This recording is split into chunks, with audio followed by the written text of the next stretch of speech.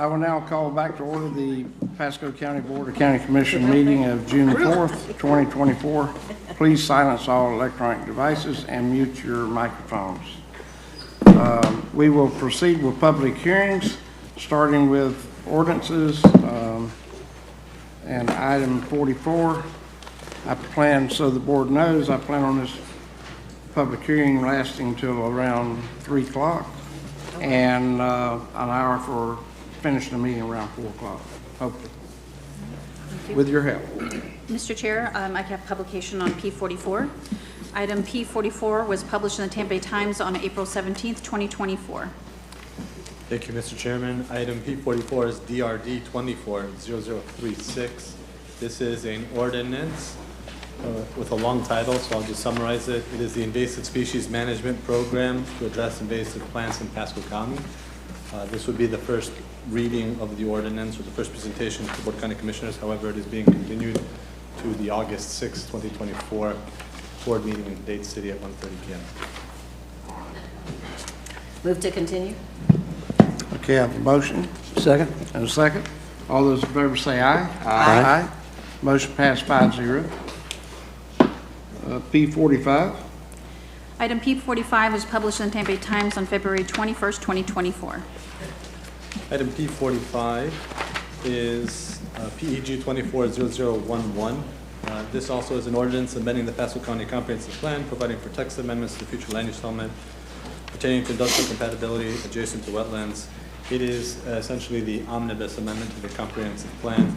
This is a continuance request to the June 18, 2024 Board of County Commissioners meeting in Newport Richey at 1:30 p.m. Move to continue. Second. Motion and a second. All those in favor say aye. Aye. Aye. Motion passed 5-0. Go to P46. Item P46 was published in the Tampa Bay Times on February 21st, 2024, and by affidavit of certified mailings and site postings. Item P46 is PEG 240124. This is an ordinance amending the Pasco County Comprehensive Plan, providing for a comprehensive plan amendment to the future land use map 2-15 and sheet 06 from AG Agricultural to AGR Agricultural Rural on approximately 92.6 acres of real property located at the northwest corner of the intersection of Bellamy Brothers Boulevard and Johnston Road, and providing for additional text amendments as necessary for internal consistency, providing for repeated severability and an effective date. This comes to you with the recommendation of approval by roll call vote. If there's a presentation, if so desired. Okay, this is a public meeting. Has anyone signed up to speak to this item? No one is signed up for this item. I recognize Ms. Hazelwood. Come forward. State your name and address for the record. No. Nancy Hazelwood, 34110, a nice place. So I read through all this, and I had heard some concerns about, but I wasn't sure what I should be concerned about. The only thing I saw was maybe it was going to be higher densities than 1 per 5 per acre. So I just want to be reassured that it cannot be any denser than 1 unit per 5 acres. Thank y'all. All right, thank you. Anyone else wish to speak this item? Yes, ma'am. Thank you, Mr. Chairman. Name and address. I'm the applicant. I represent the applicant, Cindy Terrapini. The address is 128 East Tarpon Avenue in Tarpon Springs, Florida. Represent the applicant. This is your adoption hearing on this plan amendment. Planning Commission recommended unanimously to approve it. You are recommended unanimously to approve it, to transmit it. We had no comments back from any of the state agencies. And I just confirm the lady's comment. The request is for a plan category that the maximum density is 1 unit for 5 acres. Each lot must be a minimum of 5. We're currently at 10, so we're asking to go from a 10 acre lot to a 5 acre lot. The difference is 9 units altogether. It's a very de minimis change. We will, upon approval of this, if we are approved today, we will start through the rezoning process to confirm that it will be a 5 acre zoning lot, and then of course subdivide as we go forward. Happy to answer any questions you might have. I have one question. I don't recall what the plan is for Bellamy, if there's a multi-use path going up the side of it, but is there a reservation on this? There is a right-of-way reservation on both sides, and we're aware of that. I don't remember that there's a path, I don't believe there's a path on Bellamy. I think the path is down on State Road 52, but I would defer to the Yeah, staff. there's no path on Bellamy. Well, they're gonna be in the road then. Yeah. Let me ask Terry. The nearest trail is 5.7 miles south of this site at 52. So the trail does not go up Bellamy Brothers Boulevard. It doesn't go up on Bellamy. But there is one south of it. Yeah, Yes. right there. Yes. Yeah, south of it. Yeah, 52. just so, if whoever moves in there wants to get to the trail, they're gonna be in the road. Yes, Yeah. there'll probably be road or shoulder. That's not always the best plan. Just saying. Yeah. Mr. Chairman? Yes, While Terry's up, Terry?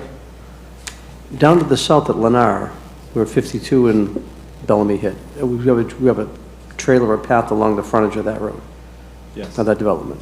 On the north side of 52, FDOT installed a multi-use path, I believe.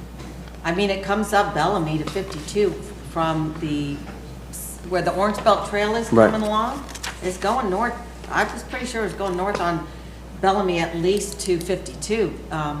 I mean, it's got to go up. I don't think that's right. I think it goes up and then 52 south. crosses through the project that Heinz is doing, so. I was just going to add one thing, again, Cindy Terrapini for the applicant. There's no plans even in the LRTP to expand Bellamy beyond its two-lane situation today. Not room. So with the right-of-way that's being donated by this property and the right-of-way that is there, if you elected to do a trail, it seems to me there would be enough right-of-way to put it in, enough right-of-way to put a trail in your right-of-way that you're getting from this applicant. When are we hiring this trails person that will know these answers to these questions, Mike? I can answer. The advertisement is active right now. We've gone through one round of candidates and had to go back out in search of a candidate again. So it's an active application that we're looking for active transportation planners. At Bellamy Brothers, the pedestrian infrastructure that's moving north from 52 is sidewalks that are associated with development that'll take place in the area. A multi-use path crosses 52 north to south at Old Pasco Road, just to the east of here, of Bellamy and 52, that is. Keep in mind that this particular site is 5 miles, almost 6 miles north of the nearest path, and that this is on the borders of the rural area, between the rural transition area and northeast rural. All right. Yeah, that road's never planned to be a 4-lane road, so it's, Oh, well. people are hopefully gonna we be get moving up good there. improvements on Bellamy that we do need in that area, so, okay. Mr. Chairman, I'd make one more call for public comment since we've Okay. sort of been Does disjointed. anyone else in the audience wish to speak to this item? Seeing no one, move approval. Mr. Chair, there's no one on WebEx for this item. Okay. I've got a motion Second. and a second. Roll call vote. District 2, Commissioner Waitman. Aye. District 3, Commissioner Starkey. Aye. District 4, Commissioner Yeager. District 5, Commissioner Mariano. Aye. District 1, Chairman Oakley. Aye. Motion passed 5-0. Move on to P47. Item P47 was published in the Tampa Bay Times on May 22nd, 2024. All right. Good afternoon. Justin Grant, Director, Public Infrastructure, Fiscal and Business Administration. Item P47 is PIPA 24-0326, an ordinance creating the Road Rehabilitation Services Municipal Services Taxing Unit, providing for boundaries of the unit, providing for a levy of ad valorem tax, providing for municipal services to be funded, repealing and replacing Pasco County Ordinance number 22-64 and Ordinance number 23-35, providing for severability, providing for the inclusion of County Code of Ordinances, providing for correction of errors, providing for limitation of actions, and providing an effective date. All right, so quick recap on the timeline. Pun intended, it's been a long road to get here. And so quick review of some of the actions that we've taken here to go through this. Back in December, we adopted ordinance number 2264, originally called the Local Road MSTU was established. And then in April of that year, after much diligence, we worked and realized that there needed to be structural and legal changes required because of regulations and law on the state books. It required us to delay that by a year. And so we came back in September and brought forth ordinance number 23-35.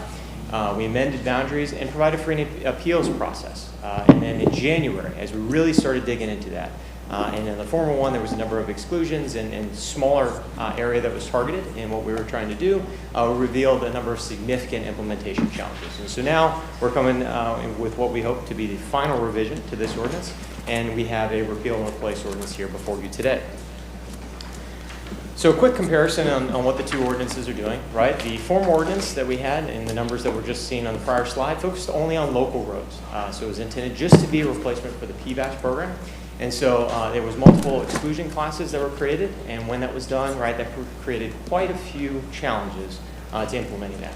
And one of the big things that we noted is we require an appellate board to be formed separate from this board to be able to process that. So when we went through this, our proposed ordinance now expands it to be applied to all parcels, all unincorporated parcels within Pasco County, and expands the services to arterial and collector roads, whereas before it was just local. It now also adds a provision for low-income assistance for select active PVAS parcels, and it removes most of those implementation challenges that we had with the former version of the ordinance.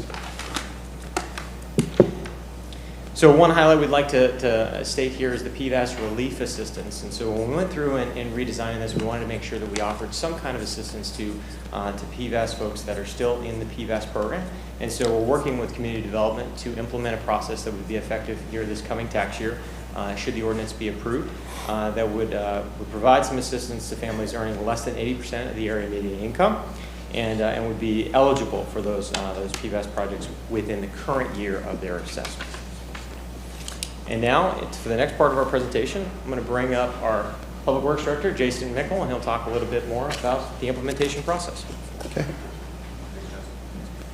Good afternoon. Again, I'm Jason Mickle, Public Works Director. Thank you, Mr. Chairman, members of the board. I appreciate all the support that you've given our programs. We talked a little bit last time about stormwater. Here we're talking about road rehabilitation. I do want to appreciate the guidance that Mike and Brantford have provided throughout this whole time, and we've worked really closely with a lot of different folks to get here, including fiscal, including county attorney. So I don't want to leave anybody out, but our engineering team is here as well, and those guys have put in a lot of great work to get us here. So with that said, I just want to give you a couple big picture things right up front before I even get started. This plan that we're presenting you today is, as I state here, right road, right time, right strategy. I'll talk a little bit about exactly what that means. But in the end, the big take-home message I'd like to give you now, I'll talk a little bit about it in the presentation, and then I'll end with it as well. On average, every year, we pave rehabilitate about 20 lane miles of roads through PVAS. About 20 lane miles. What I'm going to show you here today is going to get us to about 130 lane miles, which is a significant increase at a very great cost. So I'll walk you through it a little bit. If you have questions for you, I'll stay. If not, I'll turn it back over to Justin at the end for a recommendation. So as you remember, the PVAS program, that was a citizen-driven program that we had no input in what roads got paved. Citizens petitioned, they came to you, they got it approved, we went out and got those roads paved. It's not the most efficient program in the world, it's not very cost effective, and it's not really based in science. It's who petitioned themselves and who wanted to pay the money and who was getting paid. Our new program is based in science. I'm going to talk a little bit about that next couple of slides. Very cost effective. We'll get to all the roads in the network as well. That's one of the key things about this program. And it allows us to be able to plan. It allows us to predict and plan what roads we are going to pave. So how do you start? You inventory all your roads, you inspect all your roads, you develop what's called a PCI, or a Pavement Condition Index. You'll hear a lot about that. You probably already all know what that is, but I'm going to show you a couple examples of how we use that. After you have your Pavement Condition Index, you have a database. You have all your roads within a database. You want to maintain that database. You got software, you got new roads that come online, you got roads that have rehabbed. You want to bring that onto the database and make sure your PCI is accurate. You have a budget. You analyze your budget. You're able to predict what roads you want to pave by the amount of money that you have. Prioritize those roads. based on the PCI and those other conditions. And then you look at what are your best strategies. So this slide, this is really just a big picture to show you how the PCI breaks out, okay? So the PCI ranks it in these different categories: good, satisfactory, fair, poor, and failed, right? And what I want to bring to your attention here is if you invest in these roads early on, right? So good, satisfactory, and even fair. If you invest in them early in the road's life cycle, you're able to spread out your investment over a longer period of time. And I'll just give you a quick example. If you look at a good road, which we could all imagine what a good road looks like, no potholes, smooth surface, nice asphalt, you could rejuvenate that road at less than $18,000 per mile. That's not a lot of money to extend the life of a road by another 4 or 5 years. If you move on to the next category, which is satisfactory, you could spend about $70,000 per mile to microsurface that road. And then the last one I'll talk about is fair. Fair, you can mill and resurface. That's a little bit more expensive, about $350,000 per mile. But as you can see, each one of these categories allows to extend the life the earlier you get to the road. And I'll show you this on a graph. So here's the average life cycle of a road. This is untreated, 20 years. So after the first 75%, which is about 15 years, right, of the road, it'll drop about 40% in quality. Over the next 2.5 years or so, it's going to drop another 40%. So just in those first 17 years, 18 years, you've now lost about 80% of the road's quality. But if you would have invested, not you specifically, but if we would have invested in the road at the right time with either rejuvenation, microsurfacing, or mill and repave, you could extend the road by at least 40 more years. So you can get a lot more life out of the road if you invest in the right times. And by investing in the right times, I'm gonna show you what we call the complaint line. So anything that falls below this complaint line pushes below a fair road: potholes, alligator cracking, things that our citizens and our customers complain about, right? Things that our drivers get damaged tires, it's unsightly, and safety issues arise. So we don't want those complaints. We want to reduce our maintenance. We want to decrease our costs to invest in the road. We want to keep our customers happy, our tourists happy, our businesses happy, and keep those roads in the best shape we possibly can for the longest amount of time. So here's a tale of two counties. All right, I want to say the one on the right is a county called, let's say, Lasco, right? And the one on the left is, we'll call that Bernando, right? I'm just totally making those up, right? So those two that you look at, one side is one that has invested in their roadway network. And you can see, that's actually Joseph there parked taking a picture. No, I'm just kidding. But That seriously is two counties? Yes. One road? Yeah, it's actually cities, I believe. It's not us. Oh. But it is a picture that a lot of people like, us in Public Works show to demonstrate how an investment in a roadway network could pay off. So moving into the actual program itself. So these are the lane miles that we have within our network. So as you can see here, about 4,200 lane miles within our roadway network. Much of that is local roads, about 3,000 miles, or about 75%, somewhere around there. Major roads is about 1,100. But what I did here, just to show you, and this is a base case, these numbers are just numbers I used. You still have plenty of work to do on your end as far as workshopping goes. But the $20 million that I used here, you could see how it would go: about $14 million to local roads and about $6 million to major roads. And the way we did that is just simply breaking down the percentages of our roadway network. So PCI, I mentioned, helps us drive the process, but we do take all this and put it into a matrix with some other things as well. Safety is a big concern. Traffic volumes, land uses are a big concern. We take all that, these various criteria, put it into a matrix, and then we're able to build our plan. And our plan is going to look something like this. Now, I know it's a lot of numbers in the table and it's hard to read, but what I want to point out here is this is a 3-year plan, actual work that the engineers did, using all the criteria that I talked about, using a $20 million base case, using our 5 different strategies. They're able to show, on average, we could rehabilitate about 130 lane miles of roads every year.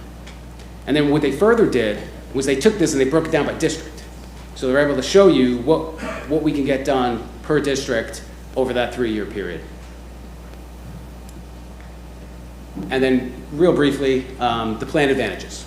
We're going to be able to get a lot more roads rehabilitated for a lot less cost. We're going to focus on the early strategies: preservation, microsurfacing, mill and repave.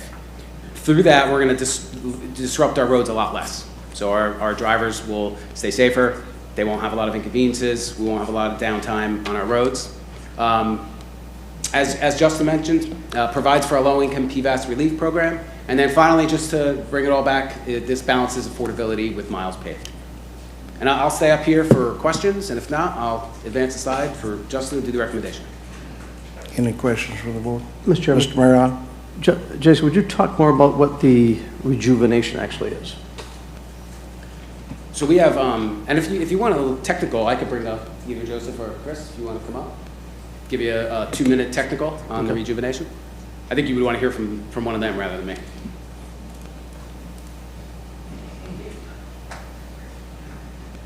Good afternoon, Commission. Chris Hanning, Senior Engineer with Public Works. Good afternoon. Rejuvenation it's kind of just, it's an emulsion of asphalt that actually gets sprayed on in a pink color so that you can tell it's actually been sprayed on. And what it does, it just kind of brings new life to the asphalt that is there. So it's very, there are certain instances that you can use it. It has to be, basically less than 3 years old, about 3 years old or so, and really void of any kind of cracking at all. And basically it just kind of rejuvenates and reinvigorates the asphalt that is in the pavement to kind of give it a harder structure so that it'll be a longer time before it starts cracking. Would that be anything similar to you might use in a parking lot, or is it just a thinner material you spray? It's a much thinner material. It's about the consistency of paint almost, maybe a little bit thinner than that. What they normally would do on like a parking lot is some sort of seal with some much thicker asphalt, and it has like some fine aggregates in it as well. But rejuvenation is basically just a really thin emulsion, asphalt emulsion that they pour on the road to affect the asphalt binder in the roadway. And you think it adds how many more years of life? I'm pardon, sir? You think it adds how many more years of life? Yes, sir. Yes, sir. Generally about 3 to 5 more years of life. Okay. We can extend it out before it starts to dip into where a little bit of cracking starts showing up, and then that's when we come in with a little harder preventative treatment like microsurfacing, and that's closer to what a seal is, what you see on. So what I see is the fact we're going to attack the roads that are failed. We're going to attack all of those roads, but you're going to have those that are in the process of starting to fail that we're going to attack with this system to lengthen that to 3 to 5 years. So we'll be on different cycles, but we'll get the worst roads actually taken care of first. But then by using this seal to keep a road from failing, then it rejuvenates to 3 to 5, and you move that through the process a lot better. Sounds like. Exactly, sir. I think we might not see the benefits of it in the next couple of years or so, but I think down the line, 10, 15 years, we'll really see those benefits. The real benefits when we get all those failed roads taken care of and starts in that cycle where we're doing this rejuvenation, which is a lot cheaper, and our costs to come way down on paving our roads, so, which Yes, needs sir. to be. I think we're kind of going for the top to save the top, and then we're going to try to bring up the bottom as well. That's right, yeah, I understand that. It's a good process. Well, and I would say we'll save money by not sending our pothole fillers out over and over and over again, because we know every time it rains, those potholes pop out. So it's just taxpayer money Exactly going right down This the drain. program will help us reduce our operations and maintenance costs. Okay, sounds good. Yes, sir. Another question. Currently, I got a road, diagonal road up in Hudson. It's a sugar sand road, not even lime rock, sugar sand. Get some calls where we're starting to look at what can be done to that road. To rebuild or to build that road is going to be very expensive. Yep. Coincidentally, just the same as a dirt road, it's going to be more expensive. Yeah. One of the things we talked about with a paving assessment, at least when you're doing that, the person who's on that dirt road or sugar sand road or even a good road proportionally pays a certain amount of money. I'm a little concerned that if we do too many of these dirt roads, we don't have enough money put in, that can get eaten up pretty quick. And just because staff may feel it needs to be done more so than another road, when we used to do program maintenance, the commissioners would pretty much just decide or reference each of their districts where the money was going to get spent. I've got a road called Coyote Road that would run in the northern part of Hudson, go all the way to Conland Road. It could be like an arterial road, which would have extra benefits compared to a local road. So I don't know if we'll address that, and maybe that's something Justin will cover later, but those two issues are a little bit of concern, how we're going to get picked, and then, you know, is there going to be an extra cost for the people that live in a dirt road or a sugar sand road compared to someone who's on a finely paved road already? See, that cost is pretty much going to go away like a PBAS was before. They're not going to have it. You're going into a fund, if I'm not mistaken, Justin. This money's coming in a fund, and they're not going to do all those dirt roads at one time. There's no way in the world we can afford to do that. So I'll just see if this helps. We do have the B Road program that we've, been tackling now for years. Our plan is to slowly take those B roads in, put them under our maintenance. And then you can see here on this chart, we don't have, and then the bottom one is called reconstruction. That's the lane miles we anticipate paving, or building, constructing, and paving over those yearly cycles. It's not a lot, because it's very expensive. Right. So we slowly want to bring them in. Okay, Commissioner Starkey, I'm sorry. Well, I've always voiced my little objection to this, because people who bought on a dirt road paid less for their property being on a dirt road.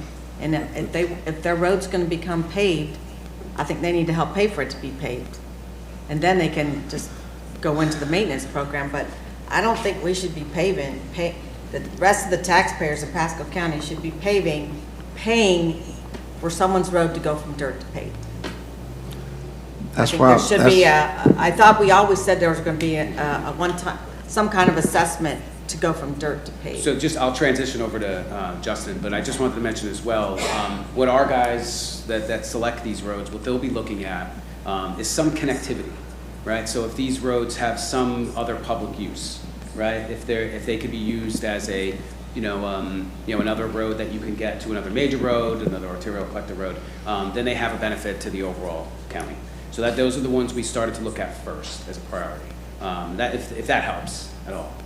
If not, Justin. Yeah. Right. Sorry. I'm not sure you answered what I was saying.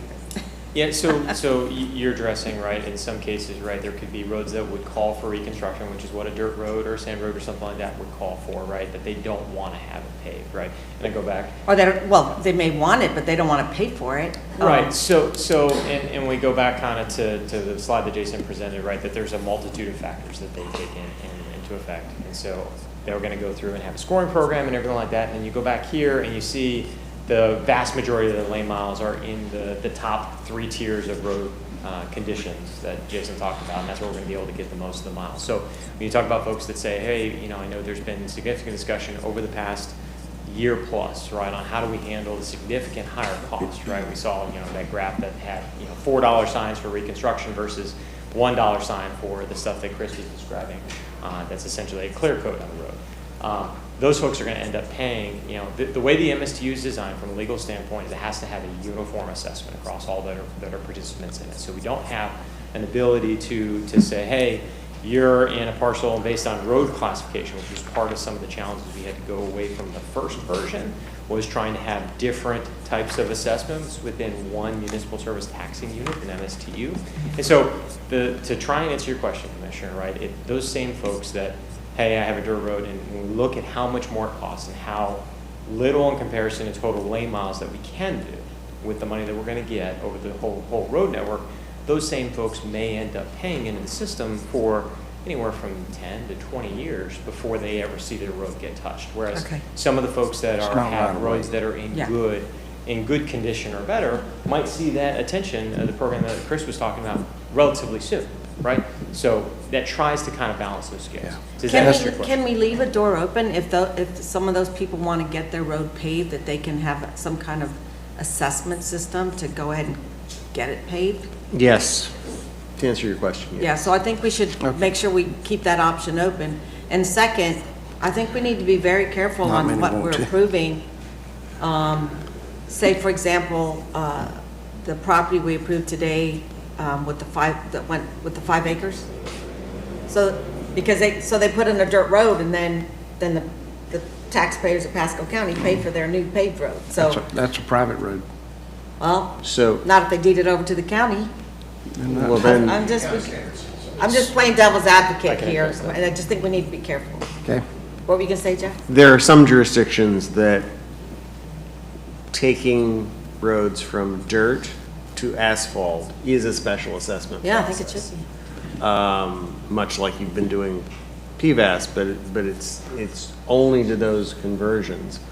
Yeah, and this, what I was gonna say was, this would only affect, what we're talking about is only those that Jason is currently sending a grader out to now as a dirt road. It would not be anybody who has a private road.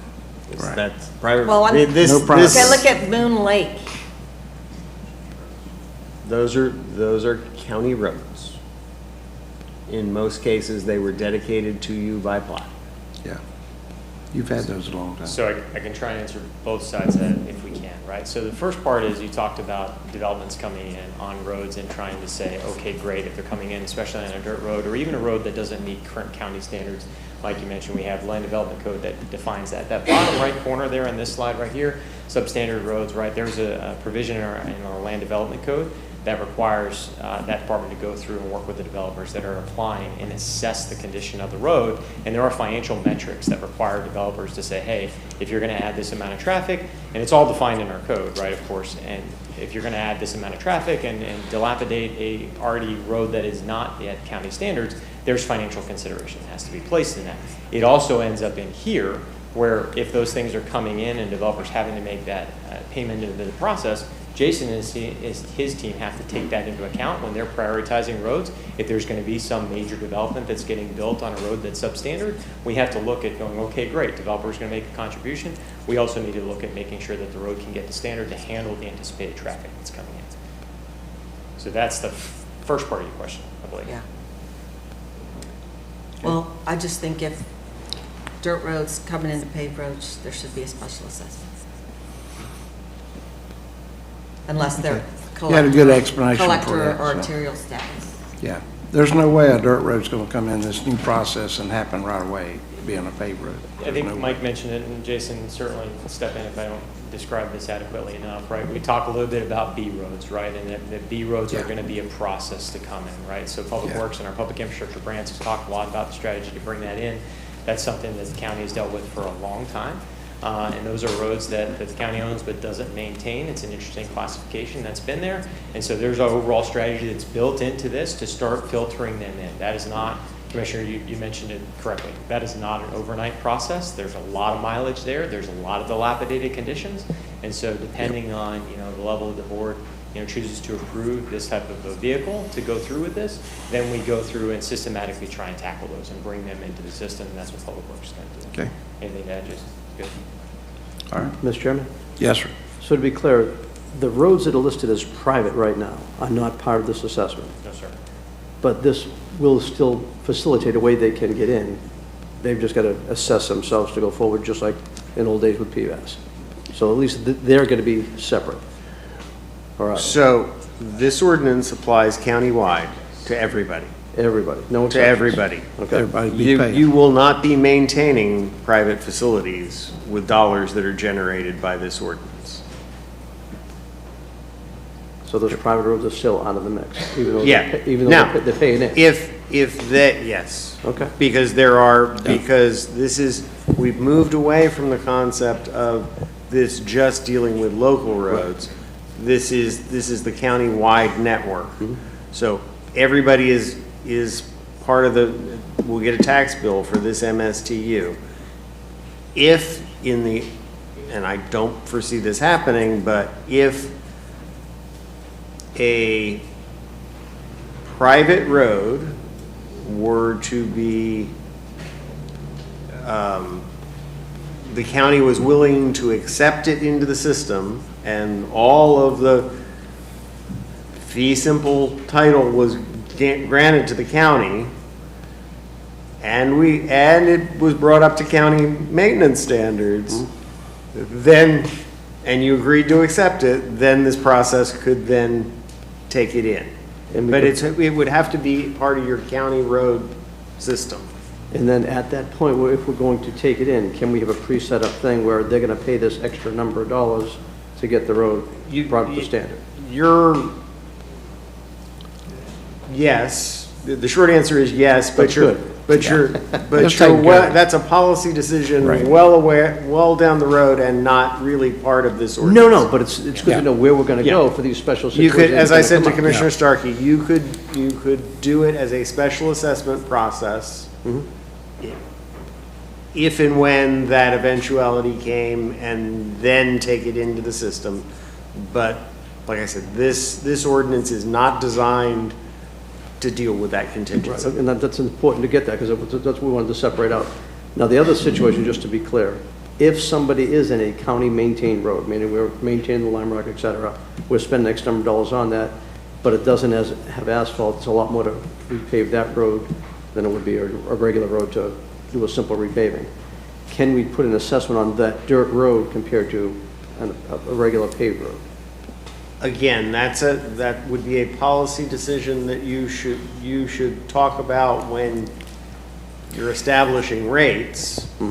But legally, yes, we can set a process up that a road that is below a certain standard would still have a special assessment, or a road that was a conversion from dirt to asphalt was a special assessment. But that, again, the process that this was designed to cover was the things that are currently dedicated to you, and then to bring those B roads into the system because they've been dedicated to you, but they were supposed to be maintained by a homeowners association.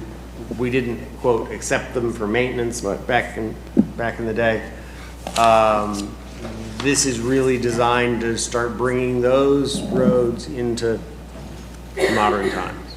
And if I'm gonna look at a road, and I'll give the name Coyote Road, just to give you an example where it is. It runs from, let's say, County Line Road all the way down to Denton, even to the south.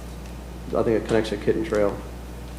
It's a road that would actually connect two arterials to go forward, much like Hicks Road, Division Road would connect from New York Avenue to Bolton. Again, connecting two arterials all the way from 52 to Denton now. When we look at those, the way you have this set up, we can give extra consideration to those getting done, even though it may be a dirt road that's got the extra arterial benefit, to give it a break as far as what the people would get charged if they're going to get charged something more extra. So I'll try and unpack all those commentary, right? You go back to, yes, Commissioner, you're absolutely right. All those things would be considered. So connectivity is one of the factors that's here, right? Does it connect to different roads? County Attorney described it very well. We've had a lot of discussions back and forth on how to deal with some of those things, and I'd be careful to say that the way the MSTU itself is designed, we're talking about separate assessments. Those would be handled separate from the any millage that is chosen. As a part of this taxing unit, it would have to be a separate assessment that would be done. All right, but I just want to forget the other two scenarios, just the last one.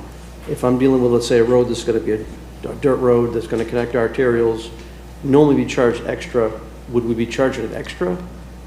Do we factor that into that road? In and of itself, no. I think that goes back to the question I attempted to answer for Commissioner Starkey, right, is that odds are, right, and it may not be this case in every single one of them, right, but when you go through the prioritization and we look at all these different factors, and then we go back to the slide that Jason presented a minute ago, and you look at the smallest percentage of total lane miles being done is that reconstruction or FDR, right, the bottom two, right, you look at, less than 10, right, out of 130 lane miles being done are in that classification that you're talking about. Odds are, because there's so little lane miles, right, they're going to pay into this system for a significantly longer amount of time than folks that live in those top three that have better conditioned roads. They're going to see results far sooner than that. So when you talk about the net input into the system in terms of taxes paid into this system, right? The hope is that in a lot of cases that comes out in the wash. So here's what I think is going to be part of the key coming up. You know, for a long time, let's say 4 years ago, we had trouble in Little Road from 52 down to Fox Hollow. Roads delaminating, falling apart. We did it. It took a lot of public outcry to finally get it done. We got it done. People are happy. We just did this section from Fox Hollow down to Embassy. Down south of Embassy, down to Ridge Road, we still have delamination going on. It's just getting started. Same thing's going to happen again. If you are a local commissioner, and again, Commissioner Bradford couldn't watch over it, so I was kind of pushing that road hard to get that done, and thank you guys for getting it done. And had the resident commissioner pushed harder, maybe he would have been driving all the way to Embassy from the get-go, but getting it done as quick as we could in the budget, we struggled with that. Every commissioner is going to feel differently about what road's important to his people, right? Well, it's scientific. They just need to go by the facts. I don't think a commissioner should be pushing anything. I think it should all be Just by the facts. science-based. I am against a commissioner pushing things. Well, let me give you an example. If I've got a vision. Then we're all just going to be up here going like this all the time, and I don't think that's healthy. I don't have a problem with it as long as I get my 50% of roads. So This has got to work by It's got to work by science. by science, or I'm not in on it. That's it. And all No of us pushing. share in the amount of paving happening during that year. Yeah. We all share in our districts. well, and again, when we do Can't do all them all these, at one time. and we do all these things, sometimes it's going to get you have an engineer making a decision, but you might have a constituency that says, you know what, I really need this road, it's got some benefits to it. Scientifically, no, all right, so tell me scientifically, I got a dirt road, or I got a road that needs to be rejuvenated. And let's say, obviously, one's a lot less expensive. When does a trigger get pulled to get the dirt road It's done? not on you, it's on them. But how do they decide for transportation, not engineering, just transportation, what road's most important to your people? So if I get a road that, let's say, I get Hicks Road, you get a kind of like Ridge Road, before that was built, you had everybody coming down Little Road, cutting over, going back up, back and forth, used everywhere. Ridge Road comes in, it freed up traffic tremendously. And if a district commissioner has got some roads that would connect arterials, freeing up the traffic from the arterials, it's not going to show on their engineering, but it's going to show on my citizens what they want to see done. Well, I'll give you an example. If you got two different roads in your district, one of them may be more important than the other. So that's what should be shown and should be taken care of by paving. Well, Commissioner, if I... But you're going by engineering, not transportation.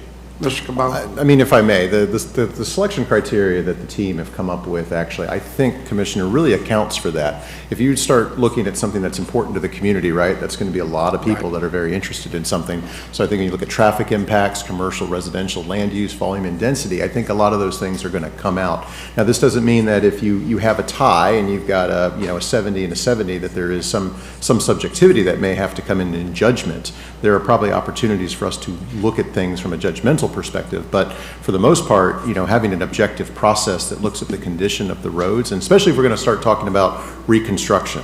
Reconstruction is vastly expensive, and I think that the team here have shown that really we're putting a lot of the dollars into rejuvenation and things above the complaint line, I guess, that'll keep those roads from getting there, and then we work on those roads as we get to them, depending on the level of funding. I mean, this is, and that's, I mean, I can tell you our road problem in this county is probably over $2 billion. So we're going to be chipping away at it for a very, very long time. But I do think that the objective criteria does have some of the things that you're concerned about. And, if there are things that need to be capital programs or other things, we can have other discussions on those. But I think for this, we really want to focus this on maintenance. Yeah. Just my 2 This cents. program will improve over PVAS greatly than what we've been going through. And there were a lot of roads to be taken care of. And a lot of roads, I mean, doing this seal to improve that road, to move it on down the road 3 to 5 years is much well needed and probably easier to take care of than doing a regular road, from ground up. So I think you'll see those things move a lot quicker, and those items are cheaper. So you'll move forward. And every year you're drawing money in this fund to be able to help take care of these roads. Well, as far as like in doing rejuvenation, I'd say something I think we need to really take a close, hard look at is the spray jet paving. We've done that now a few times. That's going to stretch, I think, every road probably at least 3 to 5 years anyway, just with the extra bond, et cetera. Don't know that, just a statement. No scientific basis any more than rejuvenation, but that's something I think we need to work into this thing as well down the road. Mike said it very well. I just wanted to add that this board has invested in that science. We have had third-party vendors help us with that science, and I want to come back to you in the future and ask you for more money to invest in that science. So it's an ongoing process. What you've already invested in has got us here to this point. So we have our staff that are working hard to work with the science that we have and interpret that and come up with a really detailed list for you. But we're not done. We're going to keep looking at it. We're going to keep coming back for reinvestment into understanding our road network on a probably a 5 to 7 year period. We're going to relook at that science. But that's an ongoing thing. So we'll keep on top of our road network as it ages. Okay. Just one last thought. Even if a commissioner doesn't decide how the money's going to be spent, I still want to see a transparent breakdown of where the money's being spent, district to district. I think we'll have that along the way. Yeah. How will that work? Will you report to us every quarter, or, will we? So we have a plan for our website to transparently have every road that we plan on paving over the next 3 years will be published and available for our customers to be able to see. If it's the board's pleasure to come back and report to you on our progress on a quarterly basis, whatever that period of time you'd like to see, I'm obviously more than happy to do that for you. I mean, it may make more sense to do it as part of the annual budgeting process as well as you're setting it, so you can see that in advance. That'd be good. And then we can report back. So we still have a say in them, but it is a science, and we're going to do it by the science, and it's going to make the program work, so. We are, but Mike, that's a perfect comment, because through our budget process, we've worked with the Office of Management and Budget to make sure that we are setting up systems that should this, MSDU be enacted, we do want to make sure we can report on those things as a part of the annual budget process. Okay. All right. Let's move forward. All right, so that brings us to the last and simplest slide, right, which is to accept public comment and adopt the ordinance that you see here before you that repeals and replaces number 23-35 and 22-64, and then also confirm this board's intent to put this assessment on this coming year's tax bill. Okay. Do we have anyone signed up to speak to this item? I have no one signed up and no one on WebEx for this item. Is there anyone in the audience who wishes to speak to this item? Uh-oh, you have the tax collector. Wait a minute. How'd you sneak in the room? Name and address. Yes, sir. Good afternoon, Commissioners. Thank you, Mr. Chairman. I won't stay up long. First of all, I want to thank Justin for getting with us and speaking to us over the phone the other day. Whatever you decide, that's up to you. God bless you. I'd rather be in my position than yours right now. But I want to stress to you that the tax collector and the property appraiser becomes the messenger of a message, of a tax bill. And we would ask you that you educate the public about this and the other one that's coming before you. Because when a tax bill is sent out, they get it from me. They don't get it from you. They don't get it from the clerk, they get it from me. So I would ask you that the importance of educating the public about this before whatever decision you decide. I'm not here to oppose it or support it. I'm here to just ask you to educate the public, because our phones will ring off the hook, especially for those who already have a PVAS. Now, I know there's a program that's been put together wisely and I think will help some. Let me stress the word some of those who have already paying PVAS that will see a double taxation on their notice. Our call center will heed those problems. We'll hear from those who live in CDDs as to why they're being assessed, for maybe the roads are taken care of by the CDD. I don't know if that's been addressed.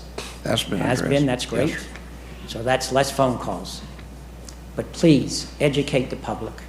So my staff will not have to deal with it, and neither will the property appraiser staff. It becomes overwhelming. Because again, when someone gets a tax notice, it doesn't say Commissioner Mariano or Yeager or Oakley or Starkey or Waitman. It says Mike Fasano on We it. planned it that way. Yes. Yeah. And I can plan some things. We're really too. your friend, but I can plan some things too by putting your mobile number on the tax way it's notice. supposed So anyway, I would appreciate that, and I appreciate you listening to me. God bless you all. Thank you. all right, thank you. Mr. Chairman, can I just address that? Anyone with a PVAS is not going to be affected by this, correct? While they're No. paying the PVAS? So first of all, thank you The to, program's covered all that, so. I'm sorry, Commissioner. I said your program is covered. The PVAS are in action, they're already Yeah, going through. so I'll first I'd like to say thank you both to the tax collector and the property appraiser. They've been absolute professionals to deal with, and we've been working closely with both of those offices to try and address all of their concerns and make sure that we have a uniform implementation should the board elect to move forward with something like this. So thank you very much, sir, and thank you to your office as well. To address your question, PVAS is still going to be in existence. So that was one of our biggest, so when I say in existence, I mean active PVAS is currently being assessed. And those projects that were elected by this board about a year ago, right, to continue moving forward that methodology, they will continue to receive their assessment. And so that is part of why we wanted to make sure we put that low-income assistance on there so that folks that are in a low-income bracket, they can apply for assistance, they can have their PVAS bill handled. Their MSTU bill would still follow normal millage parameters, and there are certainly other programs that can handle overall taxation on those individuals that they can apply through community development and such like that. But active PVAS would continue. We were not able, from a legal structure, to remove them as an exclusion from the MSTU. It includes all unincorporated parcels in the county. So someone's going to pay the PVAS and this tax? No, Yes. they pay both Yes. at the same time? Yes. Unless they apply for that. Unless If they're, they unless qualify they're, for the assistance program, then yes, See, they would I've have their never heard PVAS that. bill handled through the assistance program. So, and that's part of the reason why this is a paving MSTU. It started out as local roads, but everyone uses all of the roads. That is, you know, and essentially you need to look at your PVAS almost as a way of kind of getting to the front of the line in this program, if you will. You know, equity was always a very difficult challenge, I think, for this board when trying to look at doing away with the PVAS program.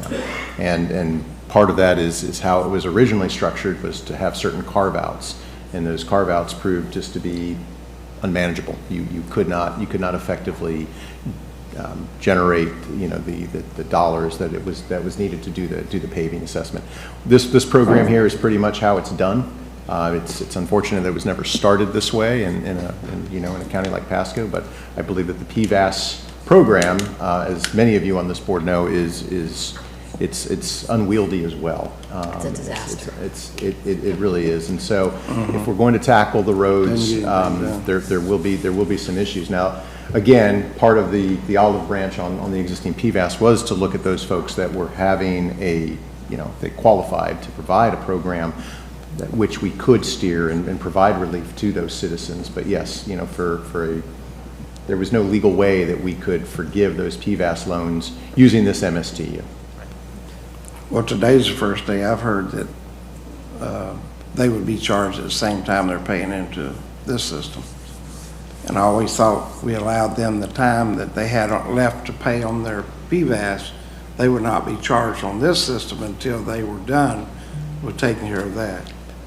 I can try and unpack that. Under the former version, before this ordinance, before we transformed the taxation unit to expand it, and like Mike said, into all road types, right? Local arterial collector to the entire road network. When it was just a local program, this board did give directive to say, hey, we want to try and give that type of an exclusion, right, for PVAS. As we worked very closely with the county attorney's office, determined that, hey, you know, there were too many legal challenges for us to be able to do that and cut out certain portions and not others. And so when we expand it, you know, again, the county administrator stated it perfectly that all parties are benefited, right? So yes, those folks did end up getting their roads paved, you know, and they're paying an assessment, but they've also gotten an immediate benefit.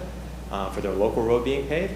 Our current mix of TIF and gas taxes and other funding mechanisms that fund the road bridge department to reinvest back into arterial and collector roads is insufficient to meet the demand of what the road network is. And so this is now the balance of, hey, let's expand the notion of what this taxing unit is to do, is to also buoy that problem, right, and be able to invest there as well. So those folks that are paying PVAS, yes, those tax dollars would also go to benefit the arterial collector part of the network. And at that point, everybody benefits from the entire road network. Can I make a suggestion? And we can use the money Fasano gives us back. Where'd he go? He's back there. He's listening. Oh, there. Okay. I gotta spend it for you. Not all of it, because you give us so much back.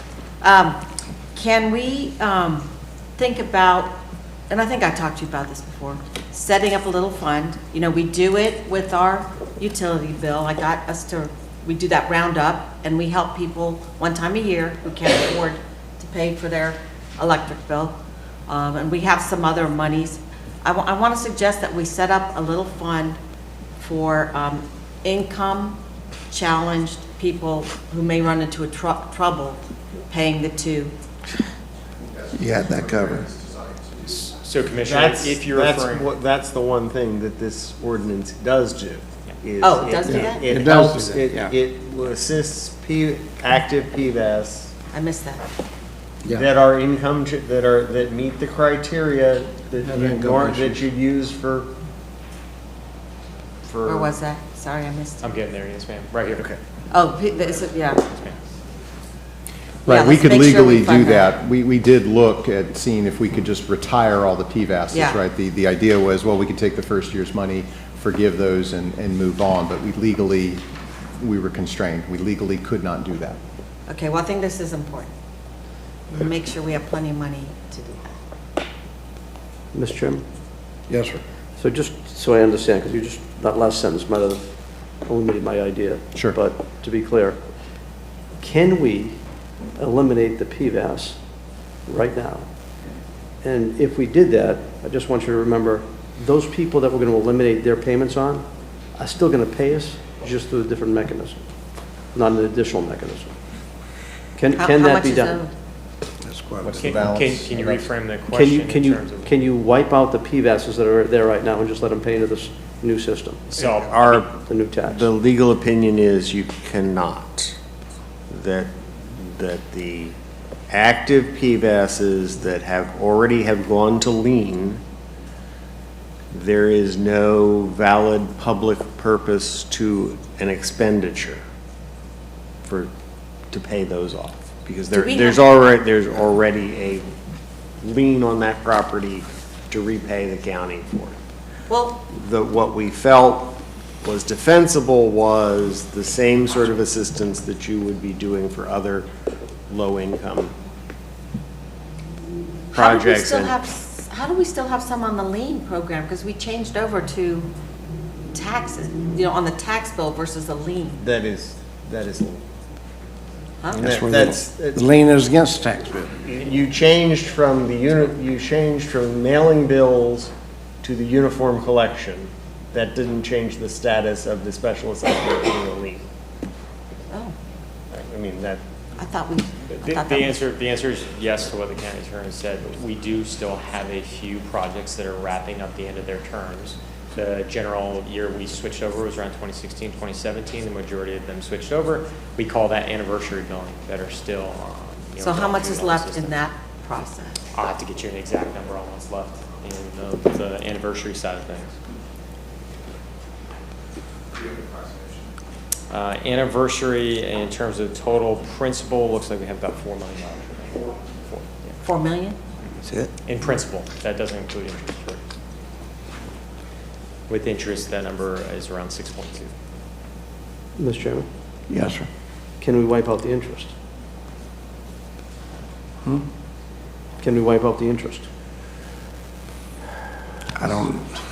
So I can, I'm not too sure the interest is the problem. No, it's only part of it, but I'm just, I want to know. I really can't give you an answer on that.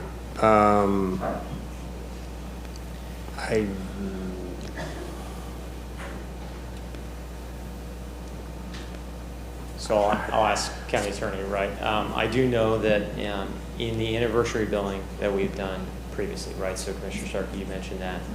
Those were bills that were not placed on the tax bill. We have done, this board has elected to run a couple of programs. We just did one, I want to say it was 3 years ago, pre-COVID, that we went into it, an interest forgiveness program where it did offer an opportunity for folks that were receiving those bills to, within a specified time frame, pay off the principal and get interest forgiven. If they were to do that, that was done within the PVAS program, not with consideration. Obviously, this MSTU was not in existence in that time. At that time, the board elected that measure isolated to the PVAS program. So, County Attorney, you haven't eliminated the PVAS program. Is that something the board is allowed to consider? If I understand your question correctly, You're right on the money. Commissioner. Yep, Okay. thank you. Yeah, so there is precedent for you waiving interest in the PVAS program, based on that. I do believe that the rationale was that those older PVASs were likely going to be written off if they were not forgiven. So yes, there was a great deal of discussion around that collection percentages in the anniversary program, because they're not on the tax bill, are significantly less, significant amount of staff time. You send a lot of that to collections, right? The ability for the county to recoup principal on expended projects. And so yes, that is part of the rationale that was brought to the board to say, hey, this is why we think this program was a good idea at the time. So that would still hold valid if you were to try and do that for anniversary projects, yes, sir. Mr. Chairman, Whiteman. could the number of families earning less than 80% go up to families earning less than 120%? Commissioner Mariano, we chose 80% to be consistent with our position in Live Local.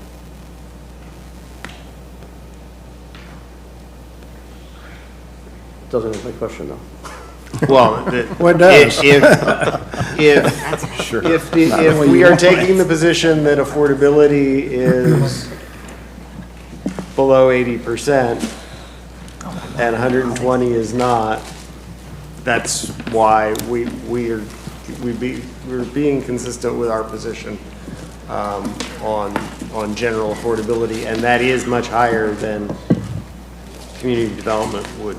I mean, I'm just trying to find a way, because one of the things that, as Chairman Oakley said, is we weren't expecting PVAS people to pay this on top of it. And I'm trying to find a way around this. Because I'm not comfortable with it. Been raising his hand. Go ahead. Thank you, Chairman. You know, President Joe Biden forgave how much in student loans? And we're talking $6 million, and they're still going to be taxed if we wipe it out anyway. And I hear Steinsteiner say illegal opinion. I like the direction that Commissioner Mariano is going. Forgive the current PVAS money. Sounds like it's less than $10 million, even with interest. Wipe that out, immediately put those folks on this particular plan. I mean, there's no easy way to transition over, right? It's a tax, and taxes are uncomfortable. But the direction that Commissioner Mariano is going in the scheme of things, it's a lot of money to those people who are paying it, but in the big picture of this $2.5 billion government we have, we might be able to work with that. So I'm of the mindset, wipe out PVAS if we can. We have quite a bit of money in general fund. Add forgiveness to those folks who are on it, and then add everybody on to this MSTU program, and, you know, just start clean. There's no easy way around it, but this is the future of Pasco County. You need quality paved roads. So one clarifying point I'll make, Commissioner, when I answered the former question, I was speaking just to anniversary projects, which were projects that are housed in the PVAS program before it went on the tax bill. The numbers, the stats I've got from staff here were more in the neighborhood of 13 to 14 million that exists within the program when we include tax bills. Well, if we pay them off, what are we saving in interest?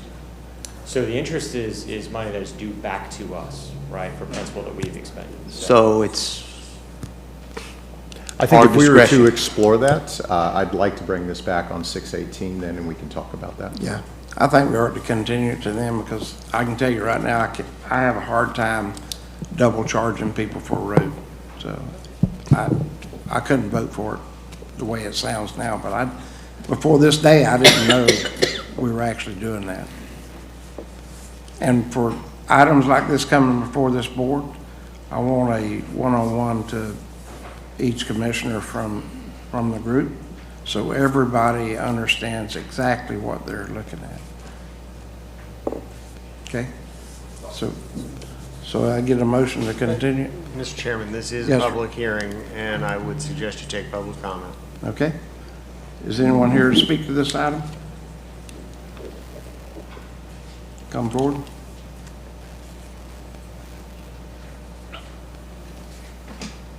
Nancy Hazelwood, 34110 Nice Place, State City. I've got a dumb citizen thingy going on here. So this is going to be taxing unincorporated Pasco? So I'm assuming the roads they're working on are only in unincorporated Pasco, right? That's correct. Okay, that's my question. Also, just for your information, it'd be nice if you did find a way for those poor people to get around PVAS. Thank you. Okay, anyone else that wish to speak to this item? Mr. Chair, I Seeing no one? have no one on WebEx for this No one item. on WebEx? I do have a question. Question? I don't want to miss getting this done, because I think this is really important that we get this done. How's our timing? Because I think we're getting close. So we are. It has to be done by July 1st, right? So if we wanted to move forward on this year's tax bill, it would have to be approved by July 1st. So I would ask That's the directly next the board county meeting. attorney, right? Our public Yep. notice, this is a public hearing. If the item were to be continued, would the notice that we have put out in the paper serve sufficient to have the item continued and then hear it? Okay, Yes. Okay. all right. Entertain a motion. I'll move to continue. I just want to make a further comment, though. We were done with public comment. Public comment's over? Okay. Yeah. I'd just like to say thank you, Tax Collector Facade, for coming forward. You brought up a point that we were not clear on the understanding. I know that you and Property Appraiser Wells work very closely with Justin, and Justin, you've done a fine job on this, but it's a critical point. You guys all working together to make this work for the citizens is critical, but it's a very big, complex thing that, again, there's a struggle here to figure out what's the best way to make it happen. Right. Okay, entertain a motion. Move to continue. Second. Move to continue to June 18th at 1:30 or soon thereafter, same may be heard, please.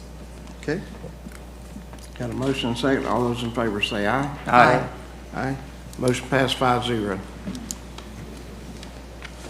Move on to P48. Item P48 was published in the Tampa Bay Times on May 22nd, 2024.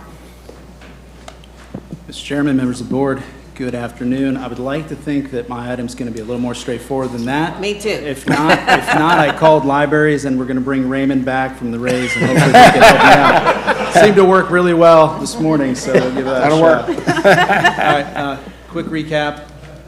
So back in April, actually my assistant director presented the needs assessment for the board. You requested that we bring back an ordinance, so the ordinance for the parks MSTUs with a focus on capital maintenance is in You front of you. also realize that if you have trouble, Yeah. we want Christina back. Fair, that's fair. And I'm sure she's watching right now, so she knows. Anyway, so yeah, April 10th, we presented, the direction was to bring back the ordinance. Here we are. Quick recap, just in history. Parks Master Plan adopted back in 2016 identified a series of needs, both in deferred maintenance, improvements in existing facilities, and then new projects. Most of all of you know, I gave Commissioner Yeager an update recently. Obviously, the impact fees address the growth element, which was a huge victory, I think, for Pasco County and the youth and everyone that used parks. This is kind of the other side of the business in the parks universe. So the one thing that the Parks Master Plan did not do is it did not contemplate the long-term operation and maintenance of said capital facilities. So as you can see, I'm not going to list all that out there, but that's basically what is currently in your existing inventory. It is a ton of facilities. Estimate is around 500 million plus or minus.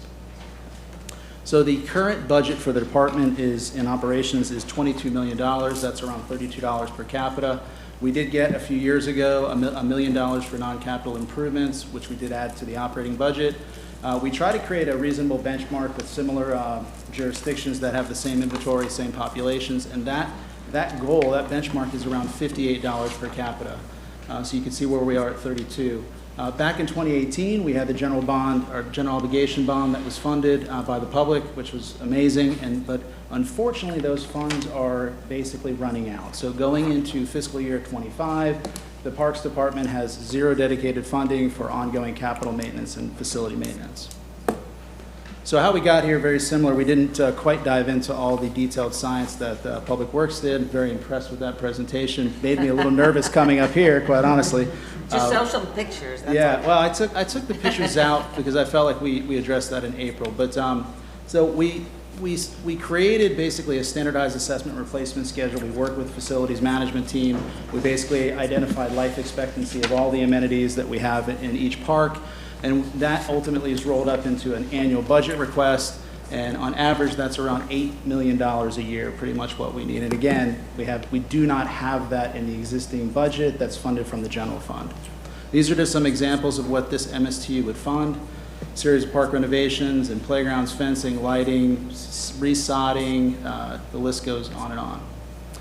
This is just a quick overview of what the costs would be eligible for as identified in the ordinance in front of you. So routine maintenance, daily housekeeping, that's replacing clay and ball fields to basically just doing all kinds of routine weekly and daily items. And then the capital maintenance piece, the non-capital, anything under $50,000, basic improvements and repairs, equipment, capital equipment. What we're trying to figure out is how we actually standardize our inventory at each park. And then, of course, the actual salaries to certain individuals specifically focused in the maintenance operation. So that's it. Basically, the recommended action is to accept public comment and adopt the ordinance. And as I understand it, we'll be talking, determining the actual number at next week's budget workshop. So I'm here for any specific questions. Any questions? And it looks like I don't need Raymond quite yet. Seth has. Mr. Waitman? Poor Keith. Poor Keith. Uh-oh, that does not sound good, Commissioner. So, in principle, I like the direction we're going with roads and with parks. But what I do have issue with the parks, and I've shared this with you all before, is the structure of the MSTU. I just want to put this on the record.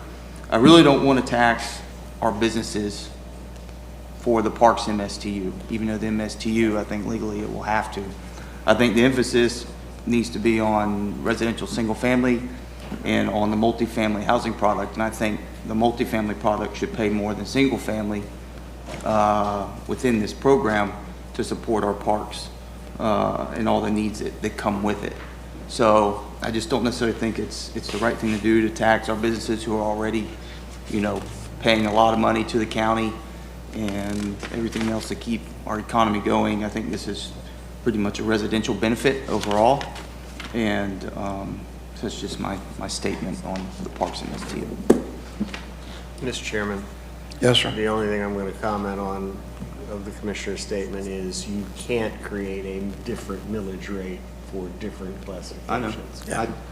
I noted that. This is how Hillsborough pays for their parks, and this is how it's done. Yep. And we are so. Been done that way for years. Yeah, and Commissioner Yeager, you weren't here years ago, but I will never forget when the parents from the Little League complex here in Dade City came to us and pleaded for help because they had to turn their lights on and off their complex with a 2x8 so they didn't get electrocuted. I mean, they were literally using a board to flip the switch. I know you've had kids go through the programs here, and I have had to, been a coach for many years, and we just can't have bleachers falling apart and nets falling down on people's heads, and the grass at the fields be dirt, the dirt fields instead of grass fields. And you are gonna find that the parents of Pasco County need more athletic fields. And we have got to find a way to catch up. I tell the story that I moved to West Pasco in 1992, and we didn't get any new soccer fields there until Starkey Ranch District Park opened up a few years ago. It's 30 years we didn't get any new soccer fields. Look at all that growth. Yeah. We still haven't had a Little League complex open in the 32, 33 years I've lived here. We're Yeah. trying to get one in Bexley. We're working on I know, we're working on it. I ran into the Starkey Little League parents at the Locash concert at the market, and they're like, where's our fields? Where's our fields? So, we need to help out this Parks Department, and as far as I'm concerned, when we invest in our youth, then the sheriff doesn't have to deal with them later. So Yeah. this is important. But we've had, ever since I've been elected, we've had at least 20 years of deferred maintenance on our park system. And I hate to thank COVID for this, but the fact of it is, Keith was able to get a lot of that deferred maintenance taken care of during the COVID times when the fields weren't being used. And he had the assistance of all of his folks to be able to do that at the time. So thanks for that, we picked up a lot of that deferred maintenance and brought them up to speed.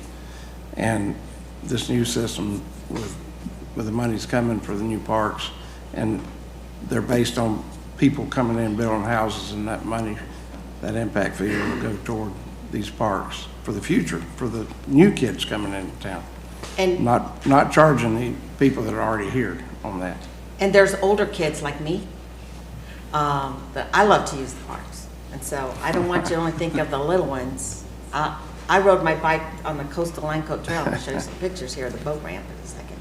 But yeah, I want parks for my age kids too. Okay. Mr. Chairman? Yes. I also want to add that when we invest in our parks too, it helps with our area, like our businesses, because you have teams coming in, you're bringing in, Good point. competition from people who drive 2 or 3 hours for their kids' games to compete. So you're also bringing in, people to support our Economic small value. businesses and things Good like point. that. So- Yeah. Absolutely. Okay. Mr. Chairman? Comment? Yes, sir. Commissioner Yeager, sounds like you're one of those parents. Yeah. Keith, on your numbers, you said that 58% per capita Yes. is what is spent elsewhere, and we're spending 32. Yes. Do you factor the impact fees that are in place that we collect that others don't? No, sir, no, it's a separate, the impact fee would be, capital revenue, so it's just, that's just the operation. It's a little different. So the per capita using is just on maintenance alone, it's nothing to do with building fields either? Correct, yes. Okay. All right. It's a difficult situation, but you need the parks. When we had the economy drop back in 06, 07, we definitely felt the impact, and everything was cut down 30% for parks and libraries, so there was definitely a lag there. It's important to get caught back up because, again, the better quality of lives for our families, the better it is for all of us. Just a matter of how we make the numbers work. Okay. I'd love to make the motion after you take public I got comment. public comments, so does anyone sign up for this item? Mr. Chair, no one has signed up for this item. I have no one on WebEx. But here we have. Anyone in the audience wish to speak? Nancy Hazelwood, looks like she's coming to the mic. I'm sorry, I'm a jumping jack today. I'm getting my exercise, though. Nancy Hazelwood, 34110, A Nice Place. This one, I want to remind you, they're environmental parks. Nobody talked about those, but those are important too, and this will help those also. So I think this is a very important part to what Mr. Wiley does, and I think he's done an admirable job on a lot of things he has done over the years, especially the lands program and those environmental lands. Thank y'all. Okay, thank you. Anyone else in the audience wish to speak to this item? If you're wanting to come speak, come forward. I don't see you. Okay, we'll close public comment and Okay, I will pleasure of the board. move to approve. Got a motion Second? and a second. Roll call vote. District 2, Commissioner Waitman. Aye. District 3, Commissioner Starkey. Aye. District 4, Commissioner Yeager. Aye. District 5, Commissioner Mariano. Aye. District 1, Chairman Oakley. Aye. Motion passed 5-0. See, you should have Thank done you. it last Keith? year. Thank you. Yes, sir. No, I was just saying thank you. Okay, thank you. I thought you wanted to add a bunch more for us, so. They've been messing up my schedule of finishing, by Yeah, that ain't it. by 3. Anyway, County Attorney, would you like to do procedures? I can do that, Mr. Chairman. There are two rezoning agendas, regular and consent. Staff will present each application to the Board of County Commissioners. If staff or Planning Commission has recommended approval and there is no opposition, the application will be considered by the board without further presentation.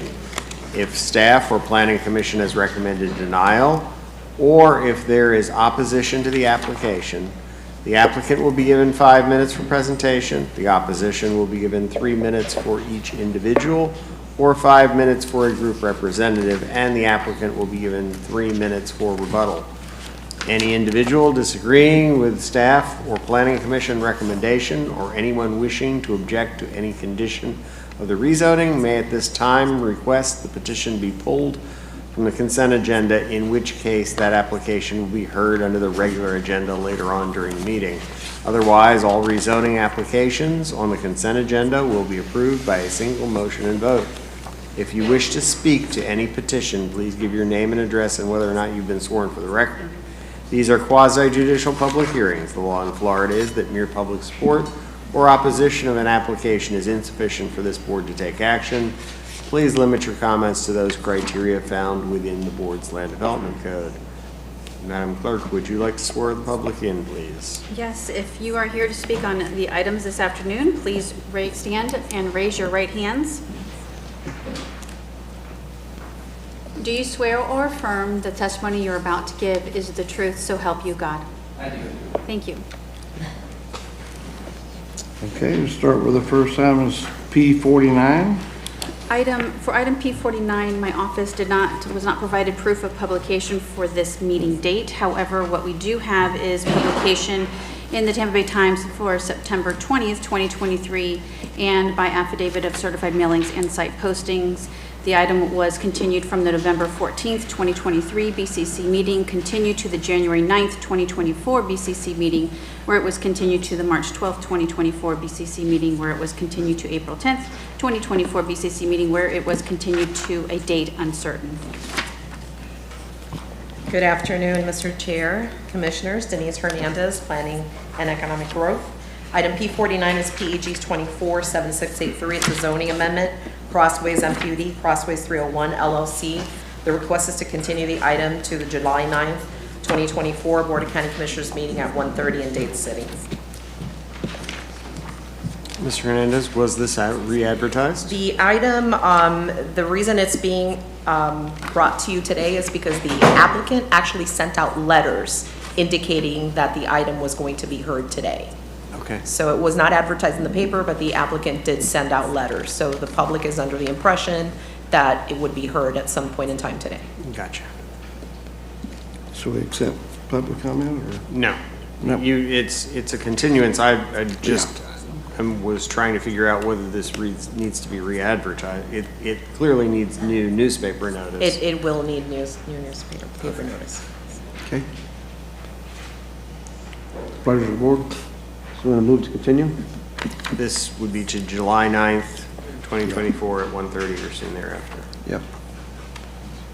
I got a motion Second. and a second. All those in favor say aye. Aye. Aye. Aye. Motion passed 4-0. Move on to P50. Item P50 was published in the Tampa Bay Times on February 21st, 2024. This item was continued from the April 10th, 2024 BCC meeting to the April 23rd, 2024 BCC meeting, where it was continued to July 9th, 2024 BCC meeting. On item P50, which is PEG 247775, it was a similar situation. The applicant also sent out notices to property owners within 500 feet stating that it would be heard today. So it's Thomas Lee and Kimberly Ann Samanek. It's a zoning amendment. The request is to continue the item to the July 9th, 2024 Board of County Commissioners meeting at 1:30 in Dade City. Move to continue July 9th? I got a motion? Second. And a second. All those in favor say aye. Aye. Aye. Motion passed 4-0. Move on to P51. Item P51 was published in the Tampa Bay Times on March 20th, 2024, and by affidavit of certified mailings and site postings. The item was continued from April 10th, 2024 BCC meeting to today. Okay. On item P51 is PEG 24CU02, is conditional use in the name of Pasco Land and Cattle Company, LLC, Skyway Towers, Verizon Wireless. The request is to continue the item to July 9th, 2024, Board of County Commissioners meeting at 1:30 in Dade City.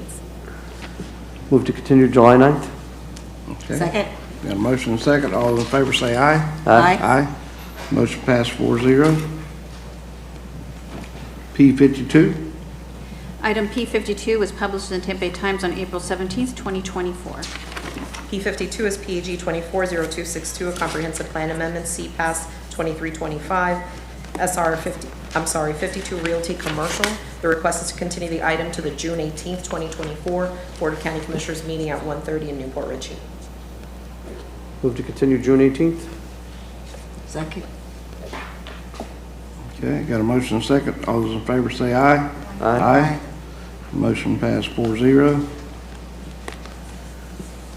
Okay, move on to P53, and this starts the consent items. Item P53 was published in the Tampa Bay Times on April 3rd, 2024, and by affidavit of certified mailings and site postings. The item was continued from May 7th, 2024 BCC meeting to today. Item P53 is PAG 247720. It's a zoning amendment. Harvest Commons VOPH, Villages of Pasadena Hills Master Plan Unit Development, Galvin VOPH LLC.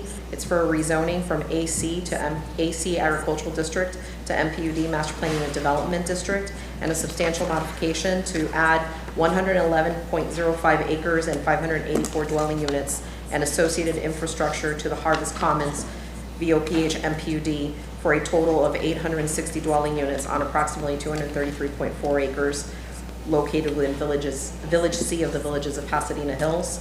Comes to you with a recommendation from the Pasadena Hills Planning and Policy Committee and from the Planning and Economic Growth Department of approval with conditions as included in your agenda packet. Okay, is there anyone in the audience wish to speak against this item? Mr. Chair, I have no one signed up and no one on WebEx. Okay. So that it remains on the consent agenda and move down to P54. Item P54 was published in the Tampa Bay Times on April 3rd, 2024, and by affidavit of certified mailings and site postings. The item was continued from the May 7th, 2024 BCC meeting to today. P54 is PEG 247772. It's a zoning amendment, Grandview MPUD Master Plan Unit Development, Galvin VOPH LLC. This is substantial modification to allow for the development of 500 multifamily dwelling units, 400,000 square feet of commercial uses, 100,000 square feet of office uses, and associated infrastructure on approximately 50 acres located within Village D, within the Villages of Pasadena Hills. This comes to you with a recommendation of approval with conditions as included in your agenda packet from the Planning and Economic Growth Department and from the Pasadena Hills Planning and Policy Committee. Anyone sign up? No one has signed up for this item and no one on WebEx. Does anyone in the audience wish to speak against this item? Seeing no one, leave it on consent. Move to P55. Item P55 was published in the Tampa Bay Times on April 3rd, 2024, and by affidavit of certified mailings and site postings. The item was continued from the May 7th, 2024 BCC meeting to today. Item P55 is PEG 247773. It's a zoning amendment, Harvest Hills South VOPH MPUD Master Plan Unit Development, Galvin VOPH LLC.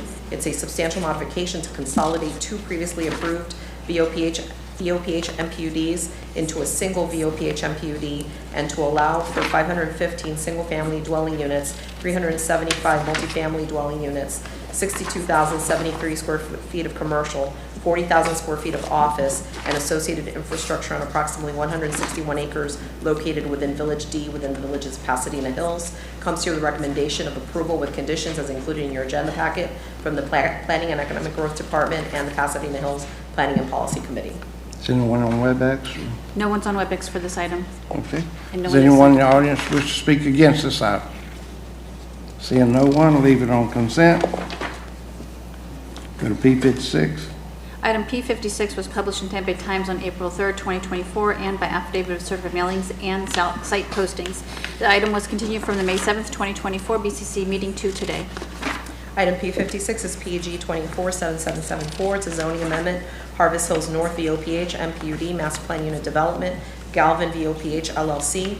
It's a substantial modification to consolidate two previously approved VOPH MPUDs into a single VOPH MPUD to allow for 923 single-family dwelling units, 700 multifamily dwelling units, 107,811 square feet of commercial, 60,000 square feet of office, and associated infrastructure on approximately 417.18 acres located in villages B and D within the villages of Pasadena Hills. Comes to you with a recommendation of approval with conditions as included in your agenda packet from the Planning and Economic Growth Department and the Pasadena Hills Planning and Policy Committee. Is anybody on WebEx for this item? No one is on WebEx for this item. Okay. Does anyone wish to speak against this item? Seeing no one, leave it on consent. P57. Item P57 was published in the Tampa Bay Times on April 17th, 2024, and by affidavit of certified mailings and site postings. Item P57 is PEG 247787. It's a zoning amendment, Trust 12304, Happy Hill. It's for a change in zoning from an R2 low-density residential district to a PO2 professional office district. Comes to you with a recommendation of approval from the Planning Commission and the Planning and Economic Growth Department. Okay, has anyone signed up on WebEx? No one is signed up on WebEx for this item. Okay. Is anyone here to speak against this item? Seeing no one, leave it on consent, and then I'd entertain a motion for the consent items. Move approval of consent agenda. Okay, I got a motion Second. and a second. I have a question. Where is this one located? Happy Hill and where? This is at Happy Hill and Lakeview Drive. 52 and Happy Hill is right. It is on the right. 52 in Happy Hill? Well, it's actually north Well, it's of actually on that 52, other, just what's the other one, route? one block in from 52, Yeah, from County Road 52, it's on the right there. on the east side And of it's the road. right Because it across. says here it's not near any trails, and that's not true. No. Could be a trail there, could be a trail on the other side. Okay, I'm good. I understand, but it's good. So, okay, Yep. all right. So I got a motion and a second. All those in favor of this consent item, say aye. Aye. I'll pass 5-0. Move on to P58 is the first regular item. Item P58 was published in the Tampa Bay Times on March 20th, 2024, and by affidavit of certified mailings and site postings. Ian? Good afternoon, Liam Welcome. Devine, Planning and Economic Growth Department. This is item P58.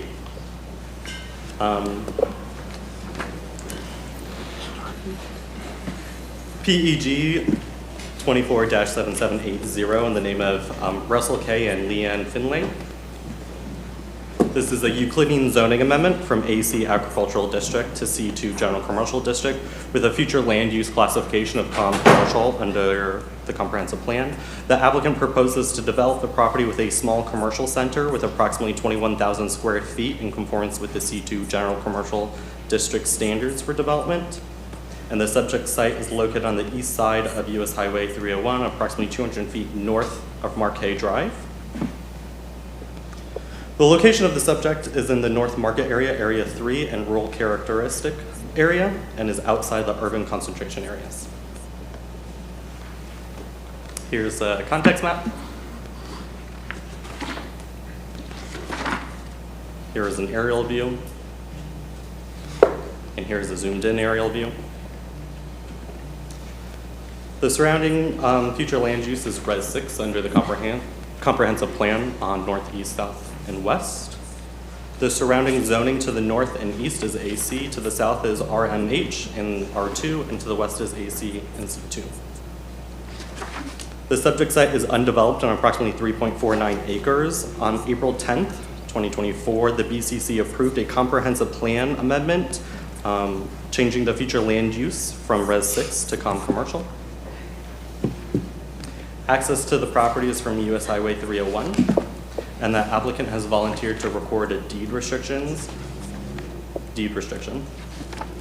I'm going to review the deed restrictions, and I'm going to summarize them, but they are on your screens. The following uses shall be prohibited: standalone car washes, pre-owned vehicle sales and leasing, auto repair garages, lumber yards, standalone lawnmower sales and repairs, funeral homes, propane sales, septic tank sales, and self-storage facilities. Restriction number B is at the time of site plan review / approval, the owner / applicant shall locate the parking lots along the rear and side with buildings close to the right-of-way to promote pedestrian access, reduce visible clutter, and increase store recognition.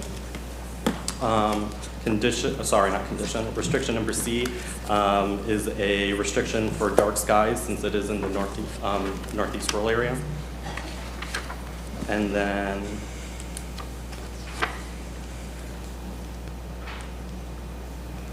looks like my slides have been removed. So I will go over them and read them one more time. So restriction number D is if Pasco County has an approved Greater Lucucci plan, at the time of site plan submittal, the applicant shall comply with those, all relevant design criterias. And then the last restriction, restriction E, is your standard live local deed restriction. So there's 5 restrictions altogether. Liam, go back. Yes, go ahead. So on April 4th, 2024, Planning Commission disagreed with PEG staff and recommended on the subject application remove the deed restrictions A through D, which is in finding of fact number 2 in your agenda packet. Planning Commission did recommend not to remove the live local deed restriction, so that is still in there. This is coming with 2 different recommendations for approval, one from PEG staff, recommending approval with the deed restrictions as I discussed, A through E in finding of fact number 2. And Planning Commission's recommendation is coming with you with only the recommendation for the deed restriction for live local. To not deed restricted from live local. Live local is not restricted from this property. No, so currently right now, no, but if the rezoning is approved, there will be a deed restriction for live local, either going with PEG's deed restrictions, which is A through E, and you're finding back number 2, or we would come back with a new resolution and deed restriction just listing live local deed restriction. Well, I won't be supporting this if live local is not addressed. Yes, both recommendations are coming with a live local deed restriction. You spun me up. Live local is the only one that Planning Commission left in. Yes. So both recommendations have the live local deed restriction. And I will say staff and Planning Commission is very well aware of the board's intent to have the live local deed restriction. I don't think we would come forward without that. And if we did, there would be big red arrows letting you know that it did not have it. Thank you. I'm here if you have any questions. Any other questions? We got anyone signed up for this item? For P58, we do not. Does anyone in the audience There wish to should be an speak to this applicant for item? this Or the one. applicant wish to speak? Name and address for the clerk. Good afternoon. Ann Pollock, 433, actually 200 Central Avenue, St. Petersburg, Florida, representing the owner and applicant. And have you been sworn? I was, yes. Thank you. My client is Russ and Leanne Finley, who own this property. Mr. Finley owns a HVAC repair business and would like to open a shop there to sell parts and repair. He'd like to use the remainder of the project to lease out to other small businesses like himself, small trades, neighborhood commercial, office professional. Because of the type of use that he would use, he needs to rezone to C2. The flu was changed, as you saw last month, by the board to COM. The proposed change we feel is compatible with the area. It's on 301, a wide arterial with a wide variety of uses, including pastures and residential, but also a wide variety of commercial uses. East are homes and pastures, residential to the south, but to the west is 301 and C2 zoning with a combination of uses across the street. To the north is US 98. There's a church and several commercial uses there at the intersection and beyond. Further north is the Lucucci Town Center. The property is within the Lucucci, Greater Lucucci Community Plan area. Commercial development is consistent with that plan, and staff have confirmed that the proposed use and the flu amendment and the zoning are appropriate for the site and don't conflict with anything in the proposed plan. As I said, we're requesting C2 so that he can have his particular business there. He employs 4 people and expects to have to hire 6 more people if he can open up his business. We also expect additional units will encourage other small businesses to locate there, creating further jobs in the area. This is supported by the Office of Economic Growth that is looking to bring commercial to this area. We had a meeting with the neighbor, and we have agreed to modify the access on the north side so that we don't conflict with the neighbor's driveway. In addition, we're going to provide buffering and fencing on the side that buffers the residential in order to protect them. There also will be a stormwater pond there to provide additional buffering. I wanted to briefly address the deed restriction. Long-range planning staff really wanted that deed restriction wanted the owner to voluntarily agree to that deed restriction, limiting uses and providing other development restrictions that Liam mentioned.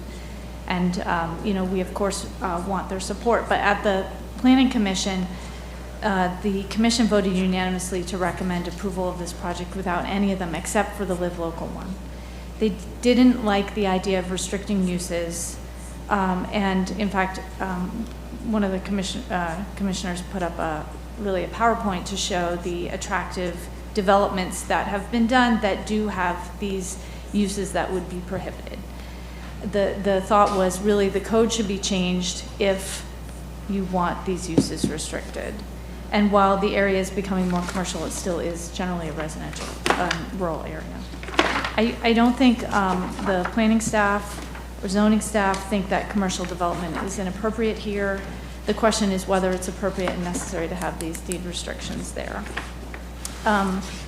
Undoubtedly, staff had mentioned that they really saw this project as a model for future commercial in this area. Undoubtedly, that would mean having more property owners in the area as they come forward with projects, also having to have similar deed restrictions. So as this is a kind of an unusual situation for us to be in, we are, we feel this is at the pleasure of the board, but we wanted to just address the points as to why the deed restriction may not be appropriate at this time. But otherwise, I'm here for questions. Appreciate your support. Thank you.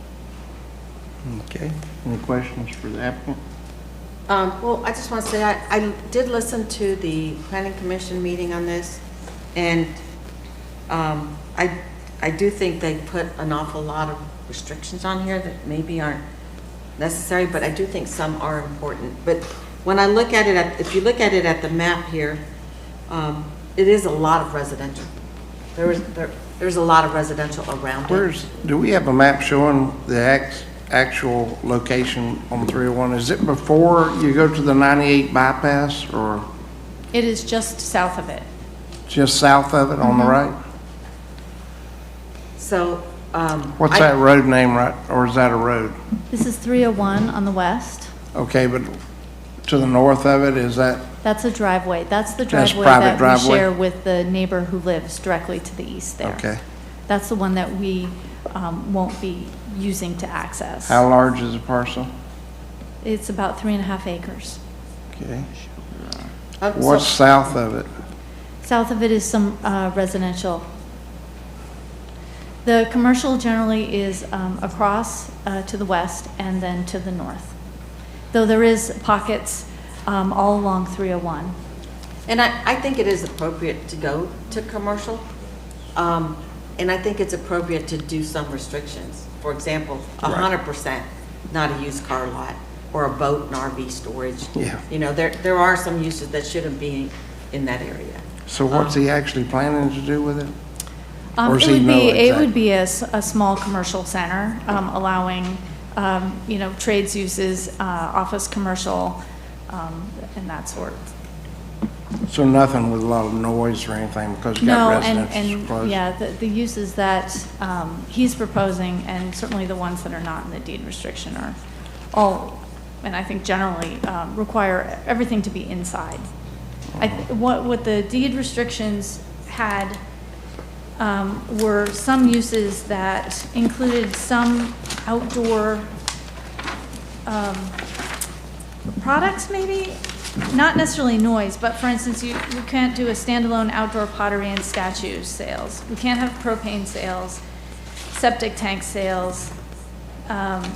You know, those types of uses are not noisy uses, they just are Right. showcasing things. Yeah, I understand. So that's why this kind of seemed to be excessive. Okay, any other questions for the applicant? Well, did your applicant, was he okay with these? If I heard he was okay with these restrictions. I don't understand the funeral home, because that's an We've inside agreed thing. to, the way the list came to us was by county staff saying, here's a list of uses we don't think are appropriate. We took off a few that really directly affected what he was proposing to do, and didn't really feel the ability necessarily to push back on many more of them. And given that we're not proposing to do them, you know, that's kind of where we came from. But that doesn't necessarily mean, you know, if he has a business come in the future or something, then he might want it. So on this list, the one that I would take out of this restrictions that are here, would be a funeral home. Is a mortuary a funeral home? Is that the same thing? Yes. I think so. It is. It's I think quiet. a It's fairly crematorium quiet might business. be pushing it in where there's houses around it, but a funeral home, I'd be okay with. What about you all? That's I wouldn't okay. restrict it from. No, being a funeral home is a home. very quiet place. Yeah. Yeah. And they can look attractive as a building, so. Okay, But generally not in the strip shopping center. but not in a Yes, strip shopping normally center. not. You never know. You won't find them like that, I don't think, so. I don't think that's in the cards right now. That's in the but you plan. never know. Okay, all right. So this is a public hearing. Is anyone signed up for it in WebEx or? For item P58? Yep. No, sir. Okay, is anyone in the audience wish to speak to this item? Seeing no one, pleasure of the board. I would move to approve. I got a motion? With my one caveat. So your staff recommendation or planning commission recommendation? Staff recommendation, take, But without But mortuaries, without- funeral homes? yeah. Go with the second then. So I got a motion and a second. All those in favor say aye. Aye. Aye. Motion passed 5-0. Move on to P58, is it, or 59. 59? Yes, sir. Yeah. Item P59 was published in the Tampa Bay Times on March 20th, 24, and by affidavit of certified mailings and site postings. The item was continued from the April 10th, 2024 BCC meeting to the May 7th, 2024 BCC meeting, where it was continued to today. Good afternoon, William Vermillion, Planning and Economic Growth. This is item PEG 247726, the Cherry Hills West MPUD. This board has heard this MPUD before, and we've made several modifications before coming back to the board. Okay. She may be here.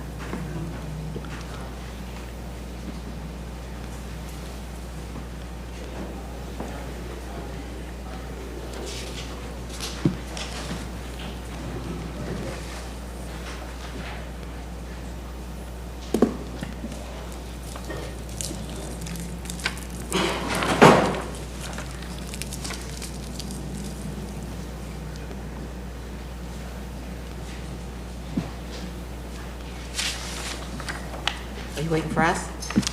No, we're having some technical difficulties.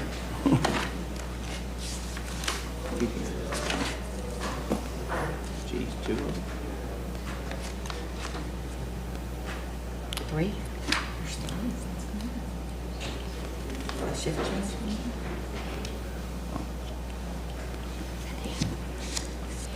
You guys want to talk about PVASs some more? We don't have time. Perfect. I think, There's a sheriff back there. all right, I guess that's all my time. Two out there. Yeah. Perfect. All right, looks like, are we good to go? Perfect. All right, here is the overall location map in Pasco County, just outside of Dade City on County Road 52. The current zoning is AR agricultural residential. They're proposing to go to master plan unit development for the maximum development of 160 single-family detached units. Previously, they had come in for 40-foot lots, and after some discussions with commissioners, they have upped that overall lot size to a minimum of 50 feet. And this is on approximately 34 acres, 275 feet south of County Road 52. Here's that aerial location map showing it just south of County Road 52 along VFW Road. The current zoning map reflecting AR. It's west of the fairgrounds, so you know where it's at. The future land use indicating residential 6. Here is an overall contextual map with the subject site in red, showing the school over to the west and the future Orange Belt Trail to the north along the south side of County Road 52. And I would like to point out that there is sufficient right-of-way that has already been given from County Road 52 to accomplish that trail. Here is the revised master plan. You'll notice that the lot layouts have changed a little bit since the overall lot sizes have gotten bigger.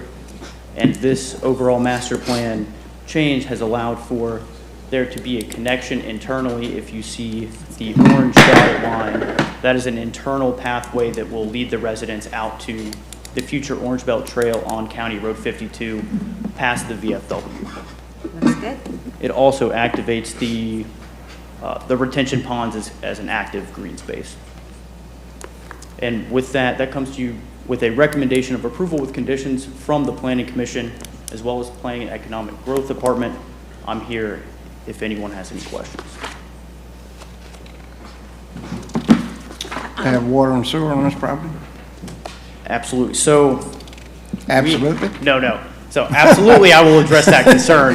Okay. So I know that there has been some utilities concerns with this project, and we have modified condition number 30 in this MPUD, which states that the applicant, prior to any submittal of site plans, has to demonstrate to the county that they have sufficient capacity in a form acceptable to the county from Dade City prior to that submittal. I have included as Exhibit A in this agenda packet a form that was unacceptable to the county previously, as well as email conversations indicating as such. Yeah. I have a question, and I can't tell it on here, but if you could remind me, the property that's just to the north, is that commercial or residential? You Yes, see that ma'am. property with the That's park? residential. Yes, ma'am. That is that's currently zoned C2. I've actually been in contact with Mr. Jim. He's reached out to me during this rezoning process for wanting to do something with his own property when this comes in. Okay, so how do you do the buffering there? I mean, what do we have to do? It would just be whatever the LDC tables say commercial and residential need to be buffered. I don't remember off the top of my head exactly which type of buffer that would be. The type D, or, I don't know, I know Brad's here. So from residential to commercial, it's what, 12 feet or? So, I mean, is there going to be a fence there, or a masonry fence, or a vinyl? The guy that currently owns that property currently has a fence constructed, but whenever the applicant comes in, per their conditions, they have to comply with the LDC for any buffering that they do on the outside of So they this will property. have to, well, wait a minute. They'll be constructing the buffering if they're the first Why project does in. the other one have to construct it? Why do these guys not have to construct it? I don't believe he has an existing business on it right now. It's not developed. Denise is behind you. Denise, do they have to put, who puts the buffering? The residential to the commercial, or the commercial? I don't know who this should answer. I'm going to answer this question for Brad unless, I don't see him coming up here. So basically, your applicant today is going to be, the applicant today, if this is approved, and once the applicant goes through the preliminary development plan for their project, they will have to install a buffer. That's what I thought. As Mr. Vermillion was explaining, the parcel to the north is zoned commercial, from what he was explaining, C2, but they're not developing it currently. Oh, I so thought when there was they something develop it, they will be required to also install buffering in accordance with the land development code for the use. Okay. Okay. Did that answer the question? Yeah, I just want to make sure the applicant knows they have to buffer. Yes. Any other questions? Yes, sir, Mr. Waitman? I don't necessarily have any questions. I think we've seen this item several times. I'm still not comfortable with the level of density on this lot, especially because we don't have sewer. And the neighboring properties are much larger residential lots. So I just think the density for this particular project and not having a commitment to at least having sewer is too high. I'd be comfortable with half the density as it stands today. Don't they have to have sewer? Did I miss something? There's not sewer. We confirmed with There's City of not any. Dade City and. Well, they There's can't have septic on lots that size, so what's No. the story? It won't go forward until they are available. Right, they cannot submit site plans until they acquire capacity from Dade City. So essentially, they'll get this rezoning done, and it'll just sit in limbo until they get that capacity, and either they get it or this MPUD would expire in 6 years, and they have to come back in for another rezoning. I just have a problem with approving a project when it doesn't have water and sewer available at this time. And somehow that slips through the fingers of somebody on staff or whatever. Hopefully not. But it could slip through and get approved and not necessarily have sewer and water. And I just have a problem approving it without sewer and water being available. And I know that the city's working on it, but it's not available at this time.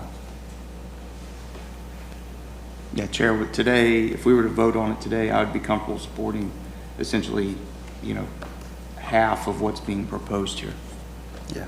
That's the way I would support this as of today. Okay, Mr. Engel? I just thought David Engel, Economic Growth and Planning Director. So just to simplify things, Commissioner Waitman is proposing to decrease the density so the minimum lot size meets our land development code allowing sewer and, septic and well, correct? So that was the proposal, to reduce the density to bring it into compliance. The density currently proposed is too dense for septic systems. So it would move to what density would allow sewer and well? R2. R2. R2? Okay. So David, before you get too far away, so you're recommending it be an MP, or to address the commissioner's concern, not what you're recommending, it would still be an MPUD at R2 densities? Well, because I think this would have to go back. You couldn't just change it from an MPUD to a Euclidean zone. No, I understand. It's really just kind of inserting a different type of condition format. If there's no water and sewer, then it would be a R2 type of density where it would be accommodating a septic system for each lot. That was the commissioner's proposal. I'm just paraphrasing. Okay. Okay, so this is it's a public hearing. So we have anyone? You take the applicant first. Applicant, come forward. Good afternoon, Shelley Johnson, 6400 Madison Street, and I have been sworn. I did have a map, William was going to have them put it up, that kind of shows you the density that's going on around this site, because it is a Res 6 land use, and everything that's developing out around this site is Res 6, actually at 40-foot lots. I think if you look at this, I have an aerial as well after this one, but if you look at this, you can see like Summit View 1 and 2, those are developing out at 40-foot lots. You've got Rolling Hills 1, which is next to Cherry Hill West, that's got 50s, villas, townhomes, condos, all at the Res 6 levels. You also have Abbey Glen 1 and 2, which are obviously under construction or have been built, and those are 40s. So, and then you've got to the, to the east you've got, or to the west you've got, VOPH and Lake Javita. So this is actually, if you could you go to the next map? I'm sorry, thank you, the aerial. That might help as well. This is the aerial, so you can kind of see. You can see where Summit Lake View 1 and 2 is getting cleared. You've got Abbey Glen, those are all 40s, all built out at Res 6. So this is literally just proposing what the existing land use allows for, nothing beyond that in Chair? density. Yes, sir. Since Shelley's looking at me, are these in, what you're saying, that's in the city of Dade City, correct? So Cherry Hills West is not in Dade City. But what you're showing is in the city of Dade City, and you're here before the county, and our policy is different than that of the city of Dade City. Well, I mean, the policy that has always been with regards to zonings, I know that came up in this particular development with regards to connection to utilities because of the issues that Dade City was having and all the time that went into that. But there are many developments where, you know, the utilities don't have to be shown to be in place when we're at this level. They typically will look at them at site plan when the sites are engineered, because at that time, when they go into engineering, which may be another year from now, capacities change, connections change, you know, all those kinds of things. But the way we decided to address it, because we are in the, you know, we are next to Dade City and we are going to potentially get service from Dade City, was to include that condition that says, which I don't know, I think this is the first development that's had to do it, to be honest with you, that I'm aware of, unless I'm wrong, that we will agree to connect, you know, and have that in place before we even get our plan approval. So I think we've kind of gone above and beyond that issue compared to what other developments do. I respectfully disagree with you. The examples you're citing are in a different jurisdiction, and they're in pretty different geographical locations comparatively. You can't compare your project to Lake Javita, and your project likely probably won't necessarily compare to VOPH. I say that respectfully. I think you can have a really nice project with this location and based on VFW Road, if approved today at a lesser density. We don't have sewer. We don't know when we'll have sewer. So to me, this truly defines that a project at this site is not ready for game day. So I think you could have a really nice housing product here, but based on what you're proposing today, I'm just not quite comfortable with it yet. Any other questions? Well, Okay. I'm looking at the map, and from what I can tell, there are a lot of oak trees on that property. It's covered in oak trees, so I hate to see, would they be clear cutting the whole property? Go to the site map. Huh?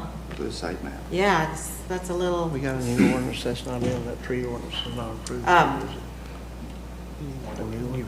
No, the new one's not. That's a tough one. Big deal.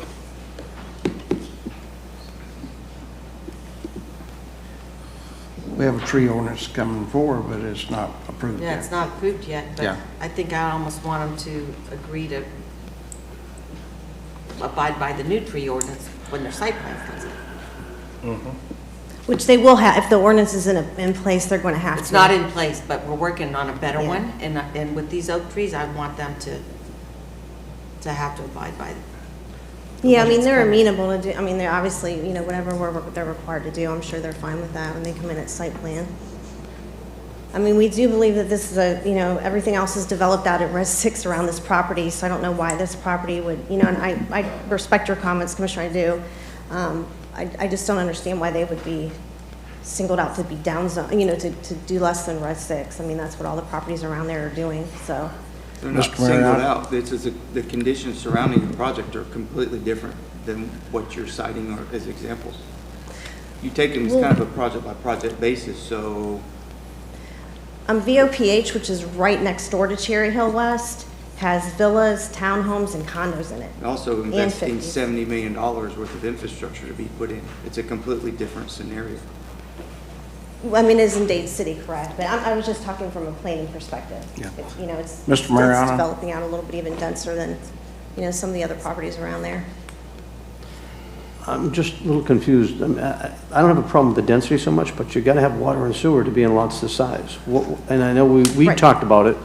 I saw the emails to it, but what's the holdup with the city giving it to you? Or are you still negotiating, or what's the So issue? the city has water capacity. It's just wastewater that they have an issue with right now.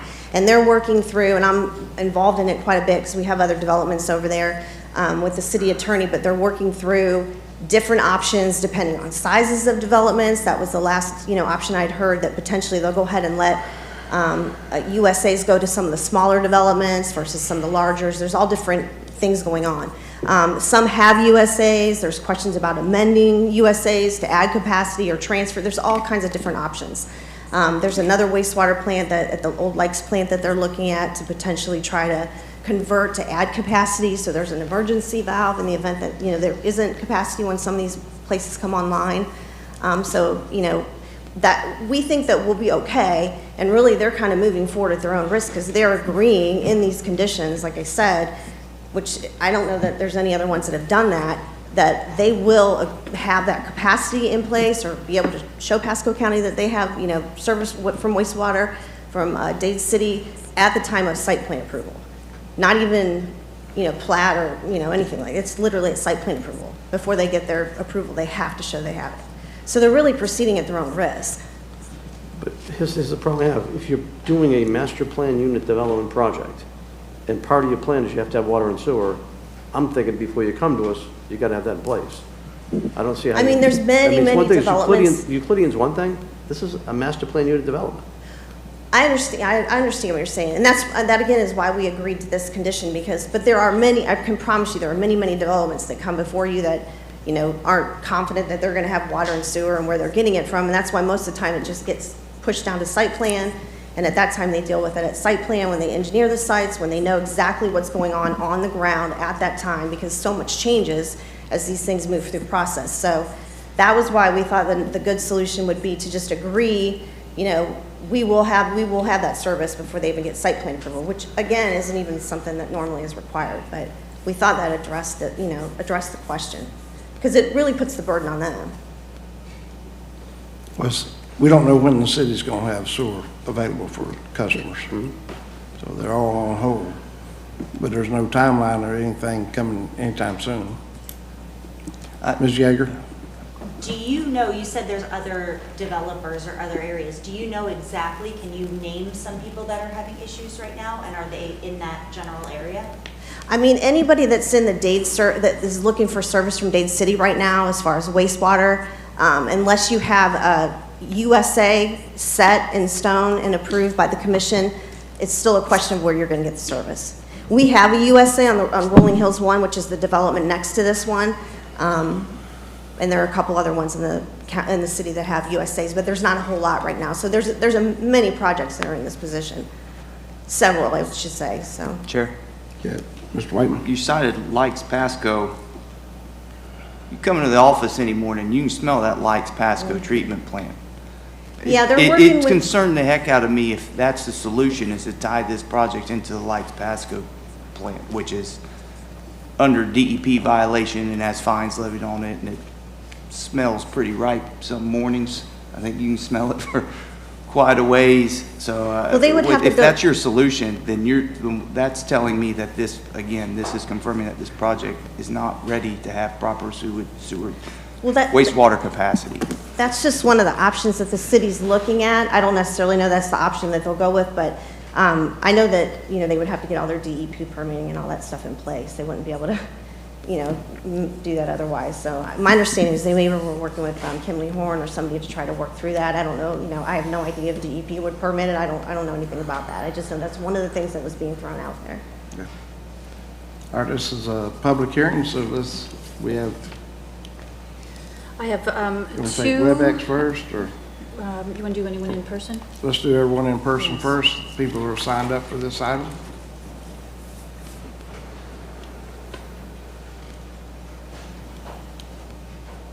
Name and address, and if you've been sworn.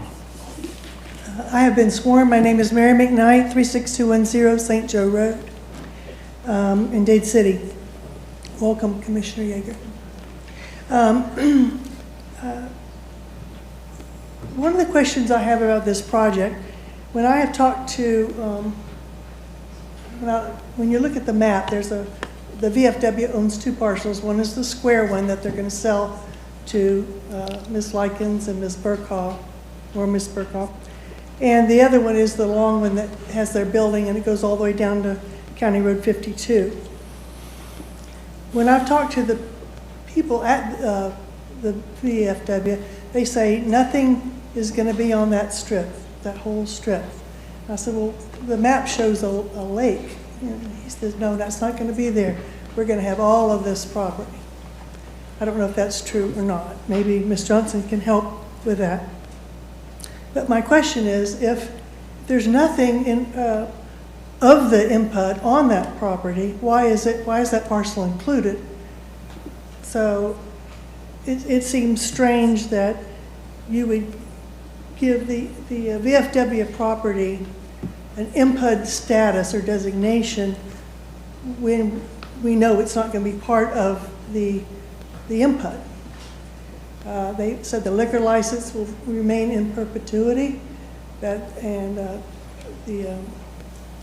the parking will be the same all the way down. So I don't understand why that parcel is even included. That's one of my questions. My other question is, the developers on this are Ms. Burkaw and Ms.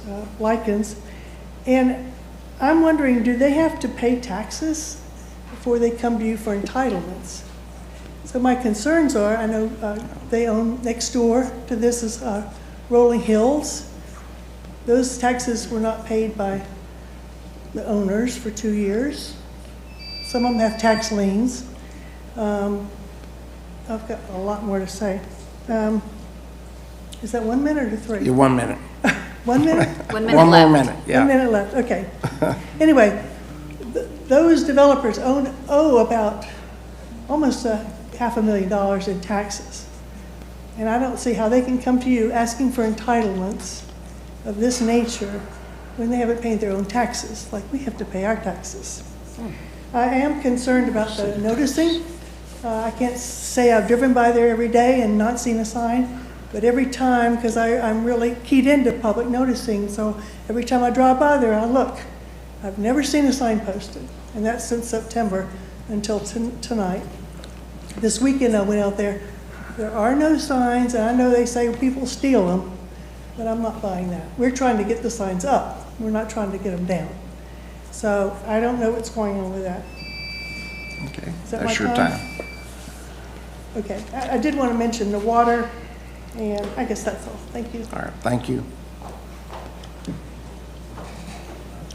You had somebody else sign up? Yes, I don't, anybody else? Yes, on the owners. If you could state your name and address and if you've been sworn for the record. George Waltz, 12621 VFW Road. I have not been sworn. I can swear. If you could raise your right hand. Do you swear or affirm the testimony you're about to give is the truth, so help you God? I do. Thank you. Okay. The public notice sign, I have screwed to the light pole multiple times. And I'd have to come back, re-screw it back up, and every time I come back, it's gone. So I am also the commander of the VFW. So all the property there is under my watch, and I also live on the road. So that sign has been posted. It's not my problem that somebody keeps ripping it down. So that's all I have to say about that. Okay, all right, thank you. Someone else? I do have two individuals on WebEx. We have Christina Renner. If you hold on just a moment, you'll be elevated.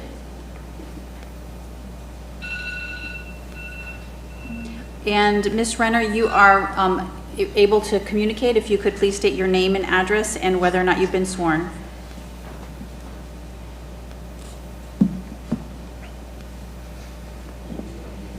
Ms. Renner, if you could unmute your mic and try again.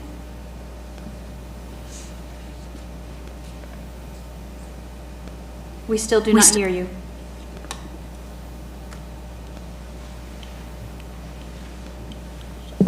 You're not coming through.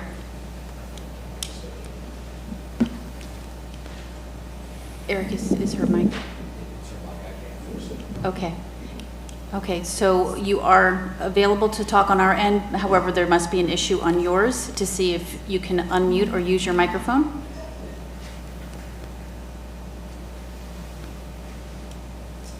No.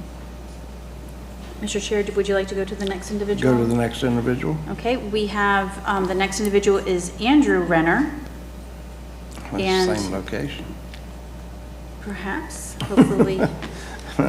He won't have an issue. And we're elevating you now, Mr. Renner, hold on. You are elevated. You can go ahead and state your name and address and whether or not you've been sworn. Hear me? Yes, we Yes. can, Mr. Renner. Thank you. With my 3 minutes. Mr. Renner, you cut out? Can you hear me now? Yes. That maybe after the time you could let her speak. Name and address. If you're able to give her the microphone afterwards, yes, that would be fine. I will absolutely do that. I'll go directly to my phone. So if you could put the master map back up that was up there, could you go back to that? If while we're doing that, if you could state your name and address and whether or not you've been Yes. sworn for the record, thank you. And Andrew Renner, 1201 Prosser Road, and I did raise my hand when y'all went through the swearing. Okay.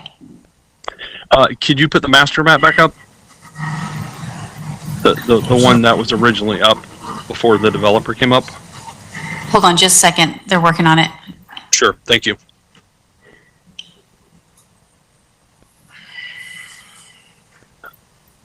It's I guess the very first one.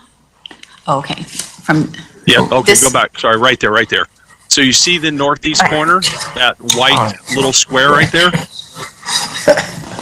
Do you see the white square in the northeast corner next to the property? Do you mean the one below the arrow to the right? Like if you look at the green square, the northeast corner, there's a white square right there. That's our 2.5 acres. Okay, so I want to thank the commissioner for what he said. If you go back to when we moved there over 20 years ago, all around us was 30 acres on one side, 7.5 acres on the other side, 40 acres on the third side, and 2.5 acres on the other side.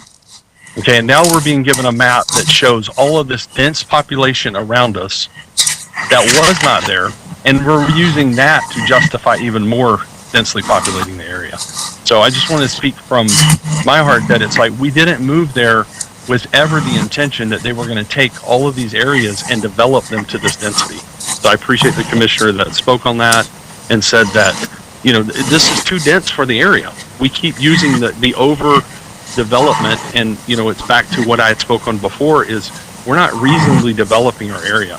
We have plenty of areas in Pasco County where we can put a lot of homes. Why are we putting them in an area? If you live in this area, you would know that the traffic is terrible. We have a high school on one side, we have another school on the other side, we have the fairgrounds right there. It's already getting very difficult just with Abbey Glen and those other developments that the developer put the picture up to justify. I do want to speak to the notification. We are now going to be surrounded by properties on 3 sides if all of these get approved, and yet we haven't been notified. We haven't got anything in the mail since last year. Nothing to tell us when the meetings are so we can come. It's as if they don't want the citizens to speak out. And if it is true that they're not paying their taxes, we've been living here for over 20 years. We pay our taxes every year, and it seems like there's more emphasis on people coming in than there are the existing residents that pay their taxes and are the reason why our town is the enjoyable town that it is. So I wanted to speak on that, and I appreciate it. And I do appreciate the commissioner that said we need to lower the density, because if we're going to go forward with that, one, we would like to have some kind of a buffer to go from 30 acres, 7.5, 40 acres on one side to 2.5 to thousands of homes wrapping around us. We would prefer to have a wall and some kind of a buffer at a very minimum, but definitely less density. And and my wife is here. She is available. She can speak on my phone if that's good for you. And thank you. I appreciate it. Okay. Okay, so if you want to hand the phone over to I have it, Mrs. thank Renner? you. Yes, for some reason, Okay. mine wasn't working. Name and address. Thank you. Name and address and whether you've been sworn, and then you can proceed. Christina Renner, 12701 Prosser Road, and yes, I have been sworn. Thank you. You may proceed. And I'm a little hoarse because I've been hollering with children at baseball tournaments, so I will try my best. I have never been so proud to be listening to a county commission meeting, to have quite a few of you stand up for our community and for the type of density that this kind of development is pushing. You're responsibly challenging this, which I really appreciate. And at this incomplete stage, it's just frustrating that they would continue to keep pushing forward with this without all the boxes checked. Like my husband said, we drive past multiple times a week, almost every day, past the VFW. The only sign that we saw was last year, and it was on the sign that's further onto the VFW property, not on the main road, not where it's visible to us as we pass by or any other citizens. You can only see it if you were to turn down that way.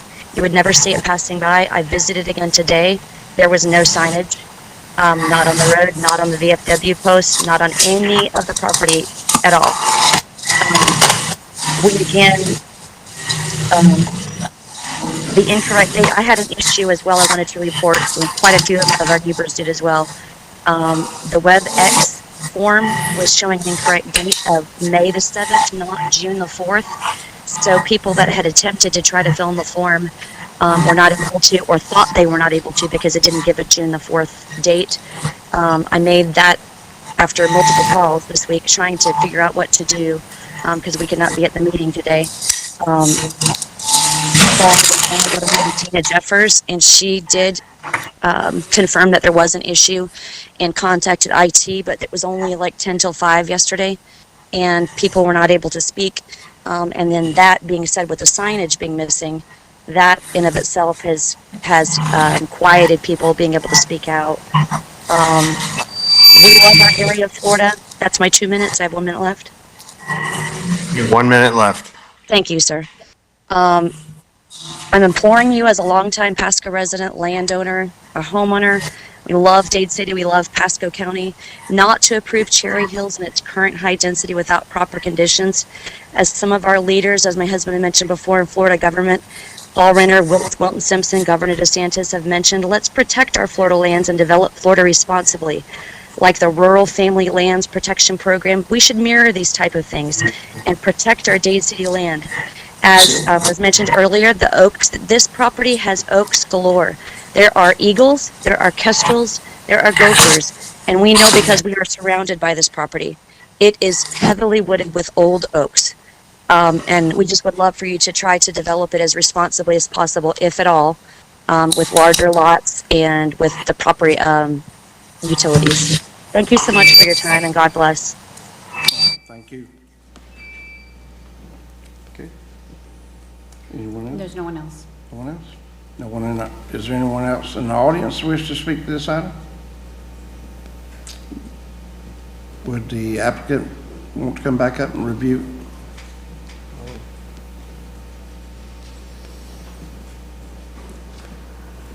Thank you again, Shelley Johnson, 6400 Madison Street, and I have been sworn. My client, they were talking about the taxes. The client doesn't own the property yet, but if they're talking about the taxes on Rolling Hills 1, which is the property adjacent to this property, those taxes are paid. So I'm not really sure why they're thinking that they're not, but we don't own Cherry Hill West. I believe the taxes are paid on Cherry Hill West, or we can't actually come forward. The staff actually checks that. So, but we don't own Cherry Hill West right currently. My client doesn't. So that's the answer to that question. You know, the utilities, again, we tried to address that by agreeing to this condition, you know, that we would ensure that we have service before, you know, one bit of dirt gets moved, which is typically, you know, how we've done it in Pasco. I understand things are changing now with this concern with Dade City and wastewater, but I thought this was, you know, a fair resolution that staff proposed. So, and we are in agreement with that. Again, everything's Res 6. That's the, I understand your concerns, Commissioner, and, you know, respect your concerns on that. You know, with Abbey Glen and Summit View and all that going on around it at Res 6 levels and smaller lots at 40-foot lots, you know, we would just ask that it be treated, you know, similarly. So, with the 50-foots, because we did start with 40s and we moved to 50s. So, okay. Thank you. All right. Pleasure of the board.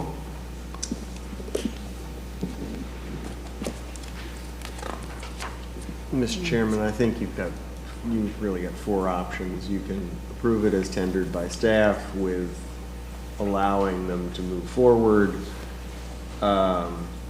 with a stipulation that says they have to have their utilities committed to before any further approvals are done, you can continue the matter and say you want to see a utility service agreement with Dade City before you're going to approve this project. You can lower the density if, as the commissioner suggested, or you could deny it based on both 402(1)(e)(13). Adequate public facilities are available to the site, including but not limited to water and sewer facilities. 402(2)(f)(2), adequacy of existing public services and facilities serving the proposed development, including transportation systems, utilities, fire and police protection, and comprehensive plan policy FLU 1.10.1, compatibility review, which also talks about, in addition to the general compatibility and evaluation of densities, appropriate timing based on the analysis of available adequate public facilities and services, including water and sewer facilities. Mr. Maron? I'll move to continue time uncertain until they get the water and wastewater agreement in place.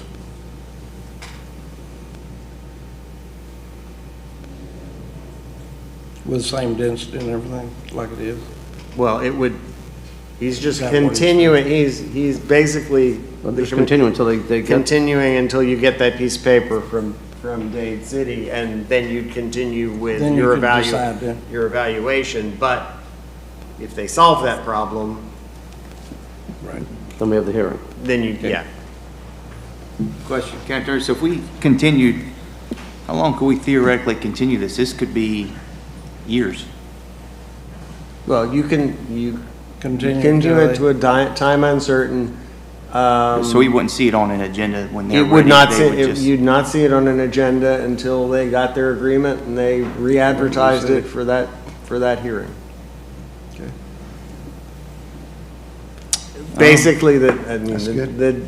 the difference between a denial and a continuance in Okay. perpetuity is I'll that you second don't that. have to have them, they don't have to pay a new application fee to refile with you, and there's no litigation Yeah. with regard to the denial. I'll second Commissioner Mariano's motion.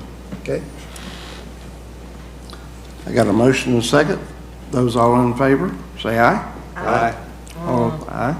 Well, I'm a little, we've never done that to anybody. I mean, they can't do anything until they get Well, they it. got it, well, that's true. So, I guess, so is it the same either way? Or, but now they can't sell it, whoever it is that's selling it. I'm more concerned about the Anybody can sell density. anything for. I'm more concerned about the density because they can, I just think we should just go ahead and face the density issue, personally. Mr. Mariano? Yeah, Mr. Chairman, and the reason I made the motion to continue, because if they decide and they get that agreement in place, they can come back to us. I can't recall ever having approved an MPUD without that in place. In this case, with all the sensitivity around it, if the city, I don't want to drive them to the city either. If they're going to come back and get that density, I'd rather them stay in the county. But right now, because they don't have the agreement, I don't see the need to move it forward until they figure that out. Yeah, if this project were in the county service area, in unincorporated county, staff would have demonstrated that there was adequate water and sewer capacity in your facilities. The only time that you're gonna have this particular scenario is because it's up to another governmental jurisdiction, and they've already flagged us that they're not sure. So what did we do up on County Line Road when we didn't have any facilities on those projects that we approved? In the hopes that Hernando would let them provide. Was that different? We had an interlocal agreement that was for another year when Hernando terminated it. Yeah. So we haven't approved any since then? Not that I'm aware of. No, I don't think so. I think it, and one of the commercial projects went the alternate route of septic. Yeah, which isn't great. I do want to say, I've been looking here at the maps, and it looks like this property is silviculture. It looks like it's planted, maybe planted pines, not necessarily just a bunch of old live oaks. So I just wanted to clarify. I mean, Okay, let me go back. We have a motion and a second. yeah, I just didn't. All those in favor of the motion, say aye. Aye. Aye. All opposed, like sign. Motion passed, 5-0. Move on to item 60, P60. Item P60 was published in the Tampa Bay Times on April 17th, 2024, and by affidavit of certified mailings and site postings. Item P60 is PEG 24CU14 as conditional use for a 199-foot above-ground level monopole wireless communication facility in an R2. The names of Beverly and Vesta James Elliott, Coral Towers Inc., Verizon Wireless. As stated, the applicant proposed a 199-foot above-ground level, which is a 195-foot wireless communication facility with a 4-foot lightning rod. And it's the monopole style, which is suitable for the co-location of 3 additional carriers, which will have a total of 4 carriers. And it is proposed to be located within a 1,600 square foot fence compound area, which is on the northeastern portion of the property. The property is approximately 1.88 acres. It's located in north central Pasco County on the north side of Spring Valley Road, approximately 807 feet west of Adele Street. This is showing the location within Pasco County. The subject zoning on the property is R2, which is a low-density residential district. To the north is R2, to the west is R2, to the south is AR, agricultural residential.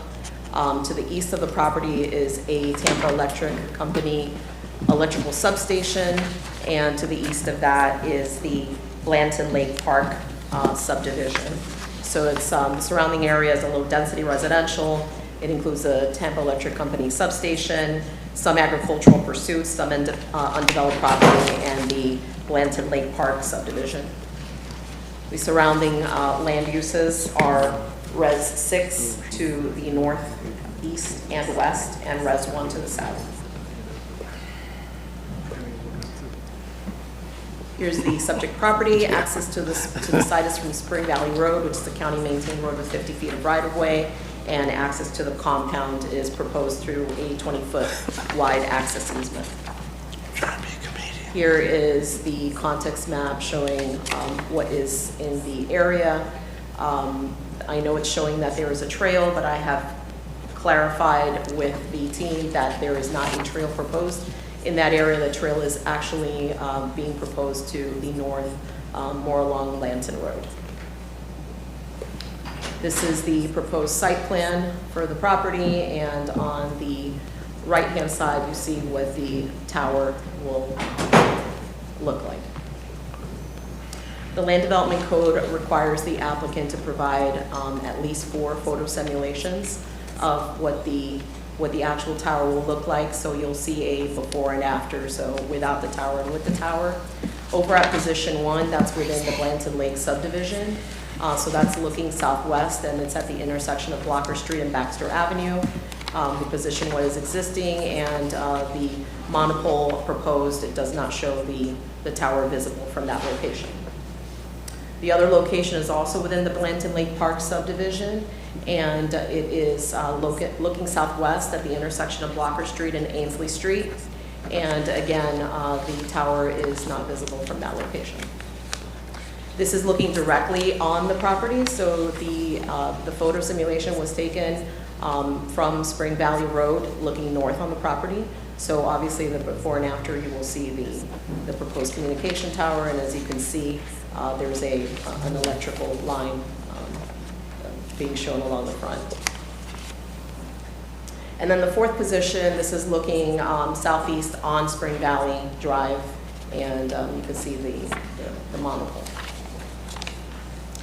And this application comes to you with a recommendation of approval with conditions from the Planning and Economic Growth Department and the Planning Commission, and I'm here for any questions that you may have.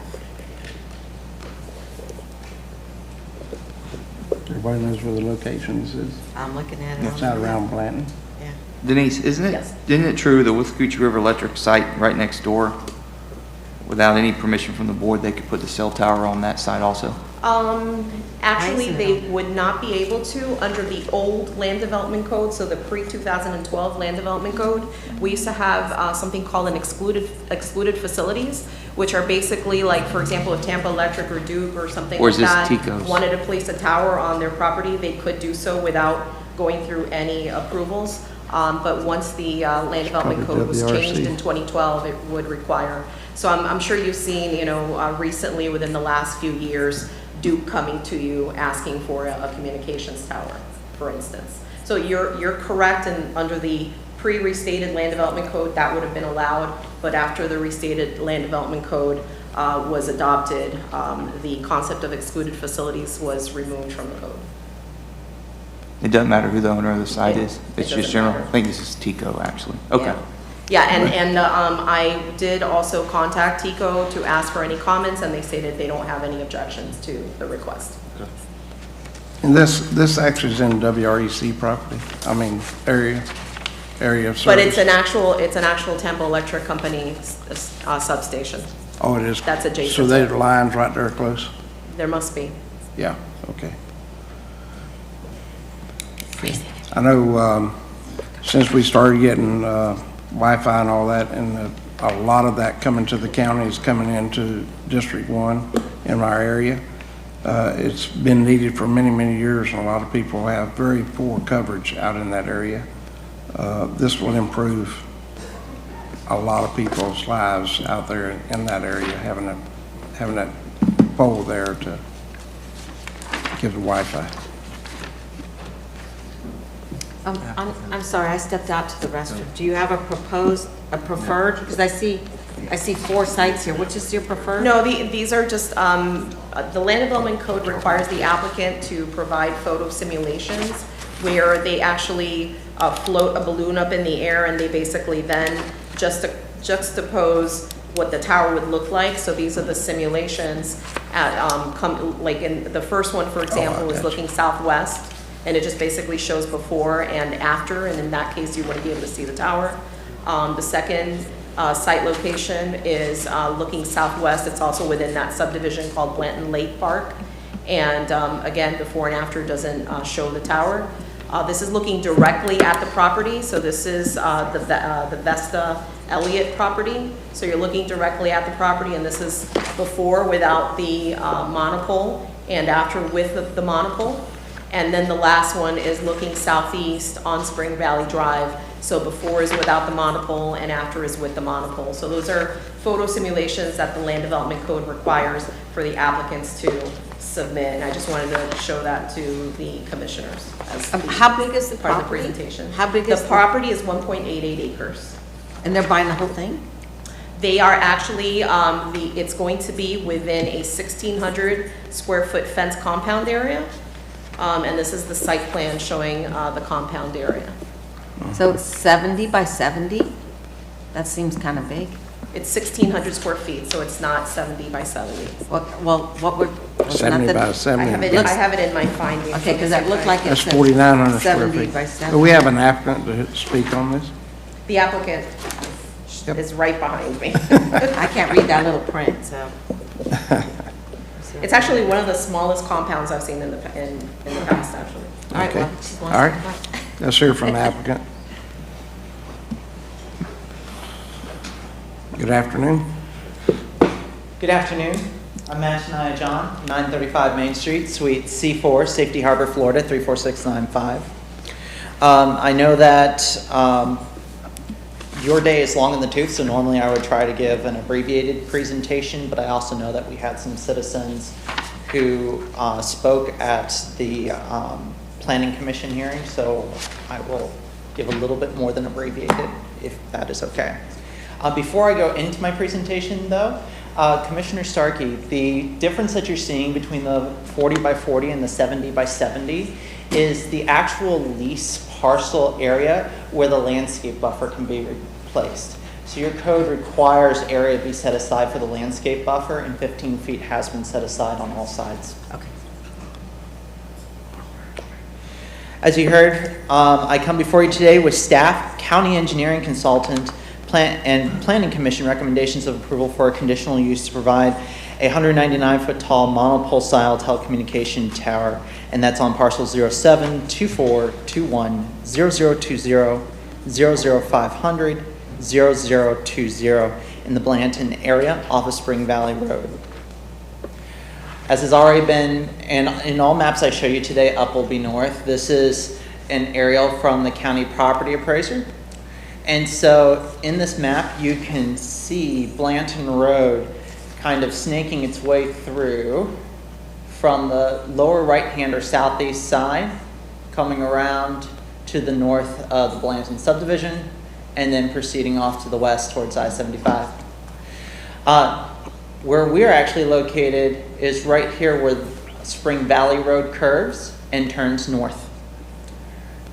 And that is a right-of-way with lines serving the TECO substation there. The other important thing to note is immediately to the east, and I've applied an orange arrow showing the location of the tower. Yeah. This is just a closer view. What I'd also like to point out to you is that there's mature trees throughout the area, and that helps break up view sheds. Obviously, I can't make it invisible. I don't have the Romulan cloaking device, or I would not have student loans. But what I can do is minimize the physical presence of the structure and keep it as short as possible. 199 feet is the minimum height for Verizon. They're at the top, so it's not like you would be approving a tower with additional height above it hanging out. The only thing up there is the lightning rod that gets you to 199. And then the physical design is a monopole, and that's a tower with a single support pole with no guy wires or ironworks extending out from it, but it does have external head frames.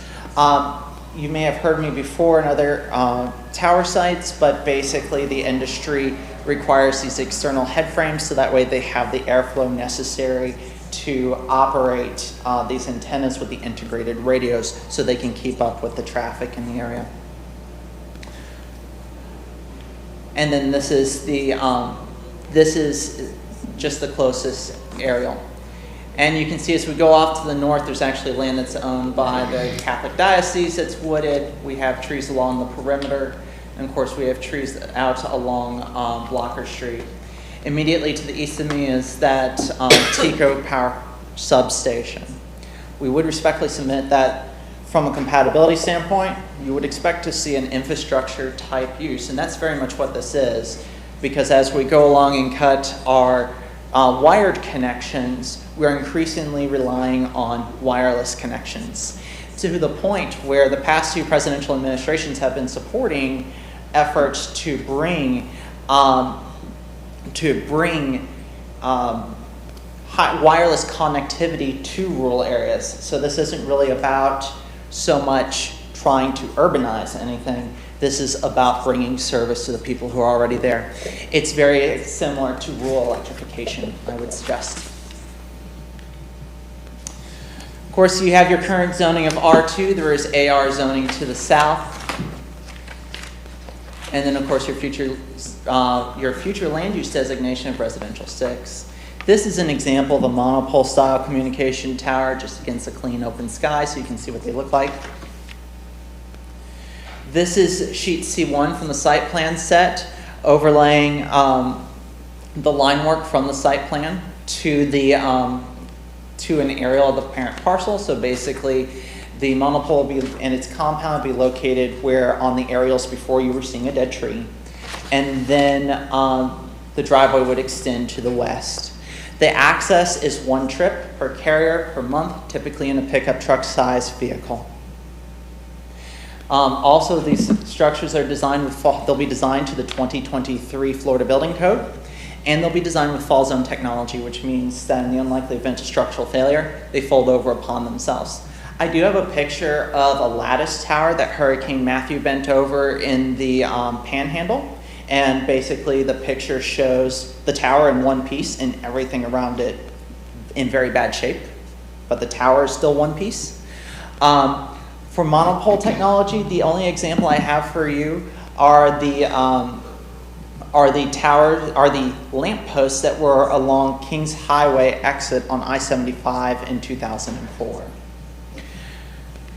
when Hurricane Charlie came through. The closest houses are to my northwest and to my east, and we're over 100% tower height. This is sheet C2. It's the same line work except without the aerial in the background. And my landlord does live on the property. That is the house to the south. All right. This is sheet C3. It is the equipment compound, and this just shows that that the compound has adequate capacity to support co-location. Your code requires co-location to avoid the proliferation of towers in general. So Verizon will be located on the southern portion, immediately to the southeast of the monopole, and then you would have 3 additional co-location pads. Coral Towers has provided We don't allow that. You're going to say you can put more towers on this property? No, ma'am. This tower is designed to support multiple carriers so as to okay. avoid multiple towers. All right. This is the elevation. So are those those That's are interesting. your I've never equipment seen box? Correct. That, not, okay. So, Yes. I'm sorry, I don't know that I've ever noticed those squares. So if another carrier comes on there, they put some kind of equipment at the bottom as well? Correct. So you have antennas with radios up top with their own the array. computers, and then you have the backhaul computers down at the bottom. And once upon a time, back when I started practicing, you would actually have little concrete structures with like a shell finish on them. Now we have traffic signal sized cabinets that are there with computers inside of them. So they're usually shorter than the fence. Okay, interesting. Thank you. Speaking of the fence, this will be enclosed by a completely opaque fence as required under your code. You saw the photo simulations, so I will not run you back through those. I do want to bring your attention to the RF package.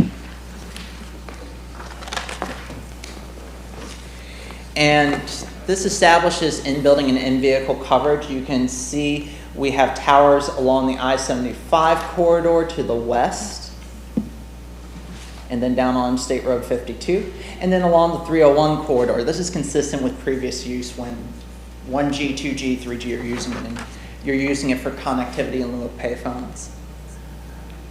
The area that would be provided service would be in the Blanton area, of course, all Blanton Road along there, and the lands around it. Green is reliable, red is unreliable service. The blue dots are existing Verizon towers, just for clarity in the record. And then this is just a picture of the coverage that would be provided from the monopole by itself. They do work together, much like as a network, much like the spotlights that are above your head. They have to be evenly spaced out in order to light this room. So too must towers be evenly spaced out in order to provide a network of reliable service. Housekeeping, I held a community meeting on March the 27th at St. Leo University. I had 3 members of the public attend. And then I would also like to bring your attention to the fact that we have an FAA determination of no hazard to air navigation. This will be completely dark at night. And I would like to show you 911 call statistics for Pasco County, showing that in 2021, over 83.9% of all 911 calls received by the Pasco County Sheriff's Office came from cellular phones. And this just shows how far we've switched over to wireless service. I will not suffer you a recitation of the conditional use elements. You have your staff's expert analysis as well as my written analysis. I am available for any questions that you may have. We agreed to all of staff's proposed conditions of approval, and I am available for any questions that you may have. I save remaining time for rebuttal. Thank you. Any questions, applicant? Seeing none. Do we have anyone signed up? Mr. Chair, I have no one signed up and no one on WebEx for this item. Okay. Does anyone in the audience wish to speak to this item? Seeing no one, move approval. Okay. I got a motion and a second. Second. All those in favor say aye. Aye. Motion passed. Thank you for your time today. Okay, thank you. All right. If they could all be that easy. Yeah, she makes that too. You got off easy on that one, Lisa. Did a good job. So, by the time we got thrown off, we're supposed to be done by now, but anyway, we're gonna start, that's the end I've of got all at the least an agenda. hour and a half. What? I'm just kidding. You gotta what? You gotta leave in an hour and a half? No, I said I have. at You're least not an gonna hour be and a here. half.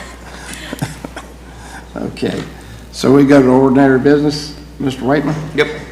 Couple of things, really, couple of thank yous. Last one. Pictures.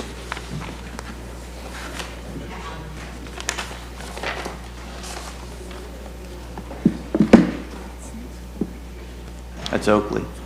Yes. I know we look similar, but I told you to go ahead. anyway, so, anyway, I want to thank Chief Garofalo, David Garofalo, and Station 13 for having a field trip for my middle son and I, Oliver. We went and visited, and he loves fire trucks, and I've talked about it several times, and I just, very grateful to the chief and Chief G and Station 13 for having us. Be something pretty fun if the school kids are out and looking to do. I know Captain Garofalo will host any school kids, touch of trucks, you name it. Their stations there on Old Pasco Road, and just a wonderful time, a couple hours spent with he and his team. And then next, I don't know if the code guys are still here, but the Patricks at Code for helping me capture some 57 snipe signs up and down 56, 54, Collier Parkway. They did a great job, same day service. And just want to show and share my appreciation for the Code team. I know they go through quite a bit and often aren't recognized, so very grateful to the Code guys and for Captain Garofalo for having us. That's all I have. Well, I have a long list, but I'm gonna first call up Mr. Engel, but you can't start until Commissioner Oakley's back. So let me just say, do you mind bringing up that last picture I sent over there? This is the Orange Belt Trail when I went from the slides. And that's coming right there at 52 and Happy Hill, right on that corner. So I'm not really happy that in our packet it said it was nowhere near the trail, because it's actually on the trail. We just don't know if it's on the north side or the south side. So I really think it's important that every time that we need to have that context when we see projects coming through. I'm sorry Commissioner Oakley isn't here, but and Lisa, this is like a major trail coming through the county. It's called the Orange Belt Trail.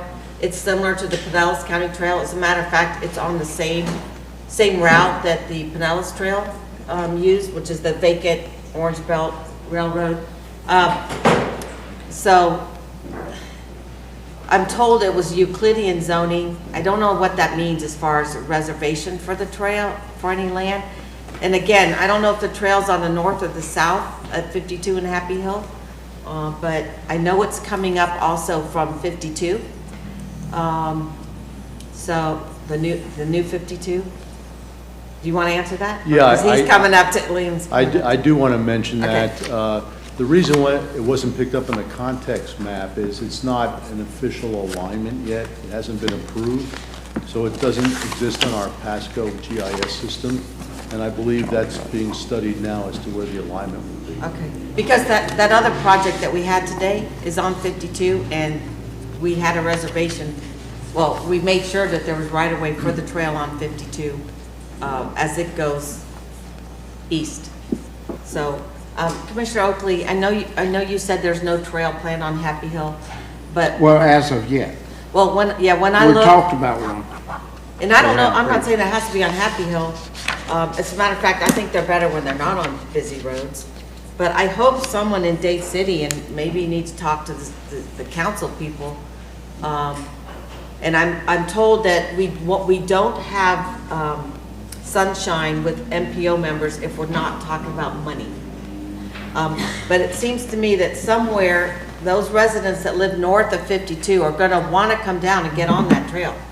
And so someone needs to be finding a way that they can get down there without riding on Happy Hill, because that's a dangerous road for kids and cyclists, you know, because of the, Yeah. it goes up and then Well, down. that was one of the alignments we had for Happy Hill, is it would go up Happy Hill, hit St. Joe Road, go over to Ramsey Road, go across to Blanton Road, and then on up to Blanton to Trilby Road, and Trilby Road across to 301. Yeah, but I where think- it ties back into that trail. So I think the route now, sadly, is along Old 52. But what I'm saying is the people that live around it are going to want to get to it.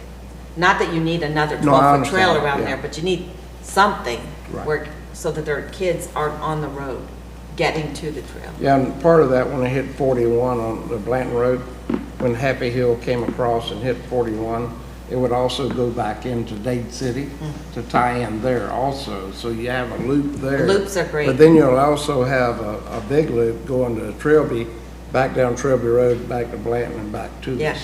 I know Blanton's a big road for cyclists. It'd be Okay, great. so David's going to make a presentation on a trip that we did. Is that 1 minute or less? We're so- time constrained, so.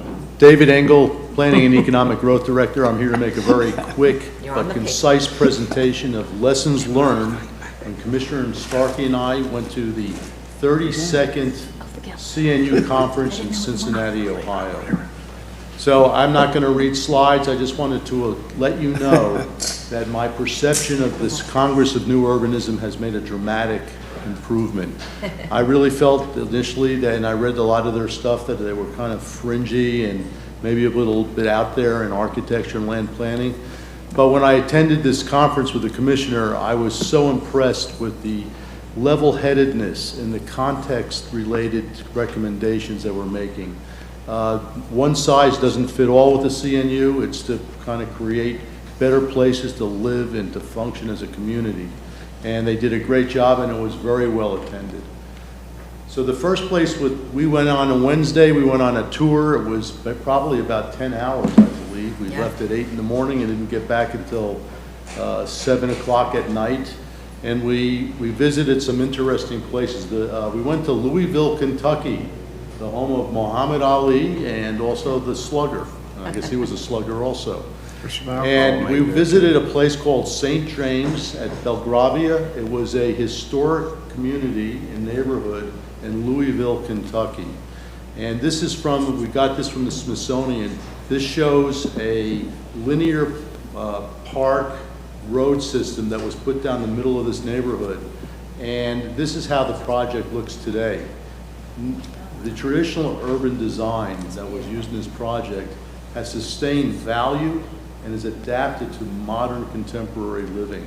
A lot of those bigger homes are now converted into apartments, quadruplexes. Condos. There's a tremendous pride of ownership here, and the value of these homes is far beyond the rest of the surrounding area.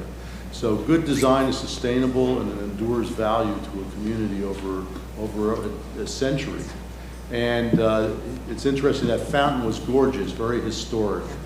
So the next place we went was right next door. It was in Norton Commons, which is part of the Louisville suburb.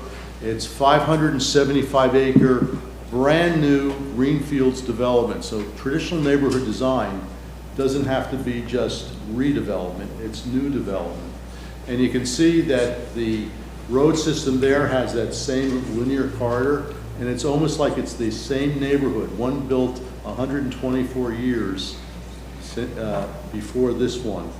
And this is the land plan here. Again, 595 acres, about 2,700 housing units, and they have a radial road system there with predominant collector corridors, with linear parks and open space. It almost looks like a miniature of L'Enfant Plaza in Washington, D.C.'s master plan. It's that traditional, and even though there's curvilinear components of the road, you can see it's a grid-based system, so there's open access. That's important to say, it's grid-based. So I call the slide Like all Newport Richie, all along the transit.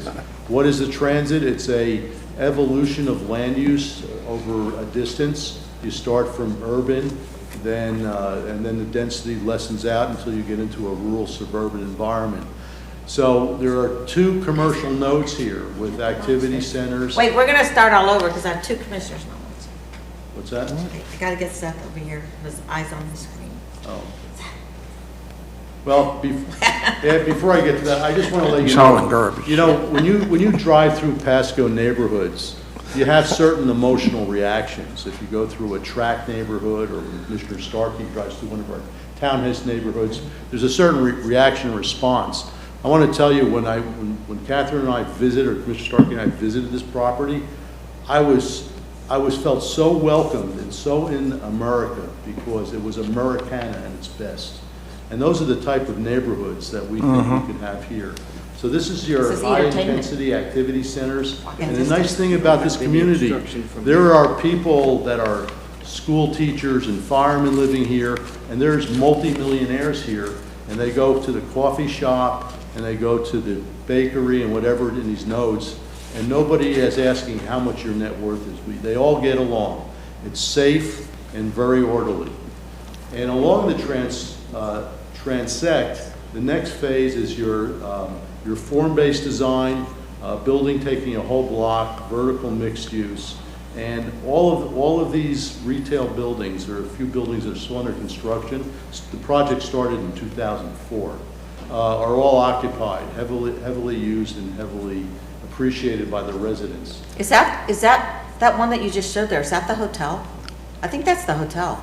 No, What now? No, I'm sorry. Someone's I'm having a little bit of trouble with this. Here we go. I believe that Go the other that way. those are I'm missing 9. slides are all out of order. Go the other way. I don't know what's wrong with it. Yeah, hit the other button. Yeah. starting over. All right, keep going. Some of that Dade City could have some of that. Yes, look. you just need more density Yeah. around the downtown. So there was a hotel over Next stores picture. also. Yeah, next picture. I believe that's the hotel. That is correct, Commissioner Starkey. Yeah.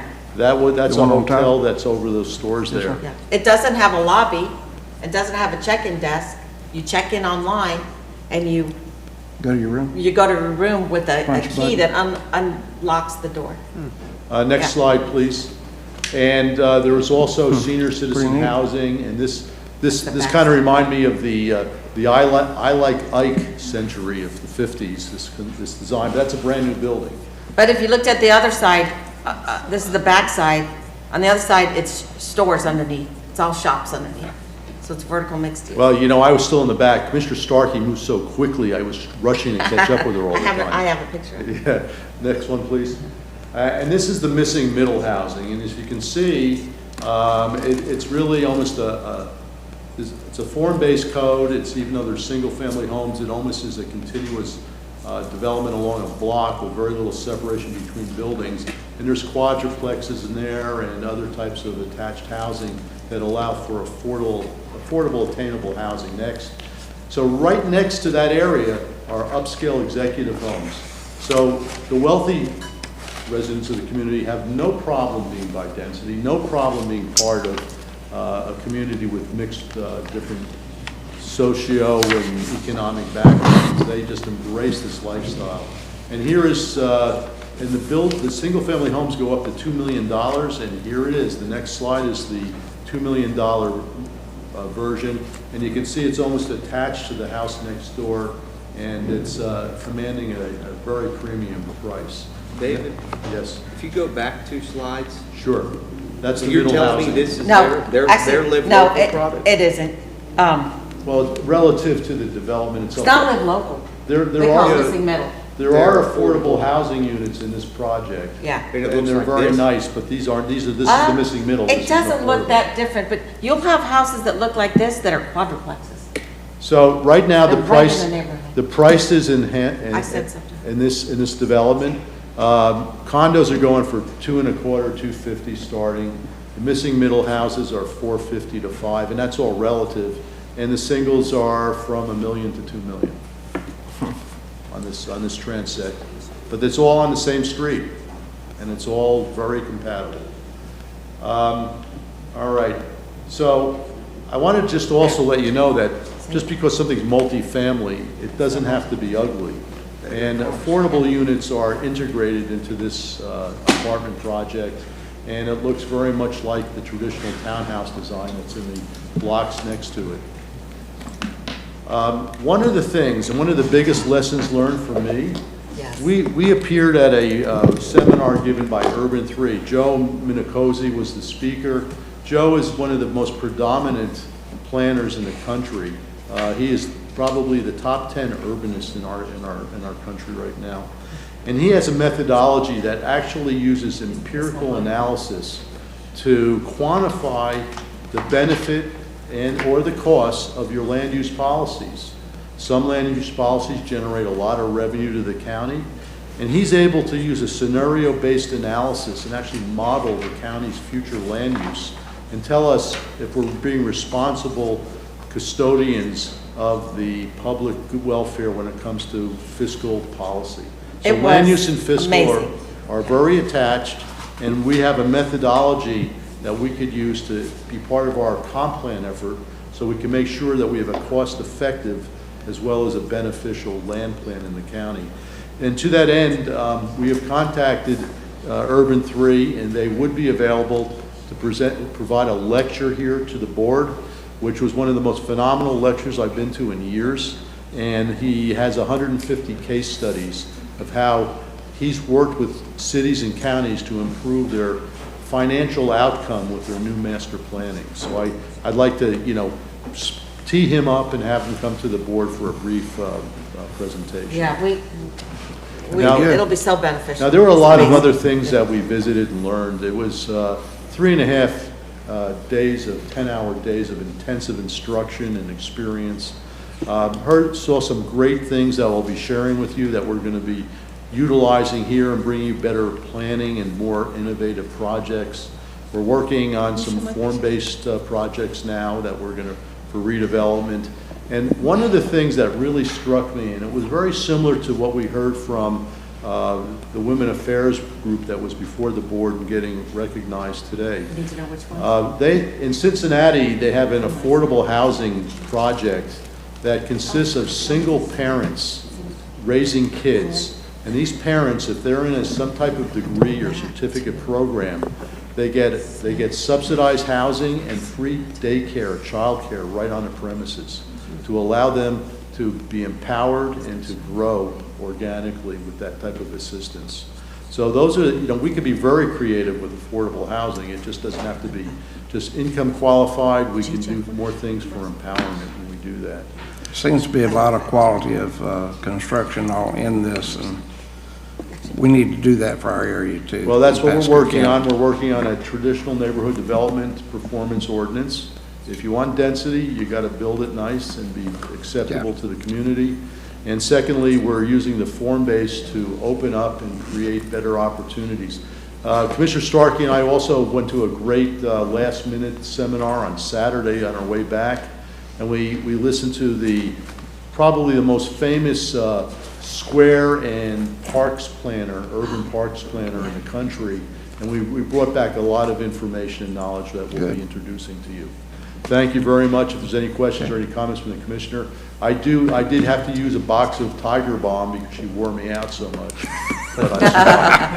David, by chance, did you get a name of any of the builders that participated in what you showed us? Oh, yes. Matter of fact, so we had the opportunity to actually talk to the developers in Norton Commons, where we have contact information on them. We talked to the architect, we talked to the developer. I went into Cincinnati to a place called Chestnut Hill the next day. I went into a redevelopment area. I talked to 3 developers there and 2 bankers. So we learned about financing, not just in design, but putting together a project, getting all the components, and some of the lessons learned because mistakes were made and there was a lot of valuable insight. We have all that information. One of the, to me, most important things that I took out of this was about the alleys, because what the developers around here have been complaining about to go to rear loaded, because everything in here is rear loaded, and that's what makes these communities special, is the cost. And so they said that, Gina, I'm sending you a few here. They said that they don't allow the fire trucks in the alleys, and their alleys are 12 feet wide, but because they do a safety action plan for the whole community, and they give it to the fire department. And every house can be accessed by a fire truck in the front. And there are a few that are on a muse, and a muse is when the house is on a green space and you have to walk to it. You park somewhere else and you kind of walk to it. And in those instances, and I think there were like 8 or 10, they have hardened the grass on the other sides, on each side of the 12-foot alley, so that if a fire truck goes in the back, that it doesn't damage the grass, and they can get in there safely and put out a fire. So I've said this all along. I don't know why we have these rules in this county with the fire department that they have to have a 25-foot driveway in the back, alley in the back, when there's a road in the front. We don't require conventional front-loaded houses to have another access for the fire truck in the back, and we shouldn't be double charging good design. You know, we're hurting ourselves by having this land use requirement, or whatever, development requirement. And So Commissioner Starkey recorded the comments of the architect as she walked them through alleys. Yeah, How to yeah. design the place. So this is a row of lower priced houses that came in at you were gone when we went on this. This house here? These All of houses? these, they came in at about 250. These ones actually kind of back up to the highway. So, and they had the same builder come in and took all 8 units, and I just think they're so attractive, but they made it affordable. Next picture? Pretty nice. Yeah. For $250K? Yep, now they're worth like 400. What's another picture, Gina? No. I don't know what that was. I'm not gonna go through all mine because it's late. Oh, I know it. But I was gonna show you that senior living. We can't.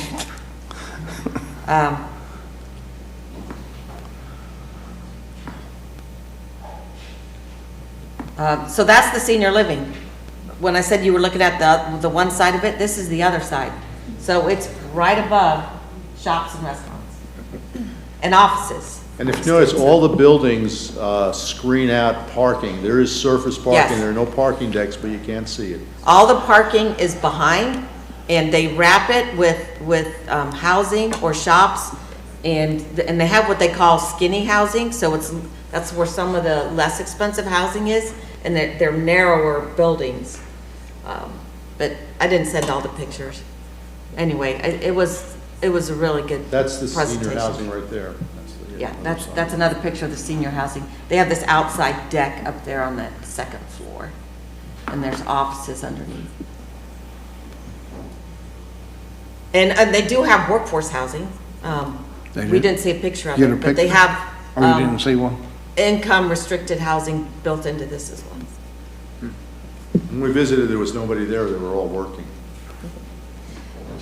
So we look forward to bringing Urban 3 here. You sure it wasn't working from home?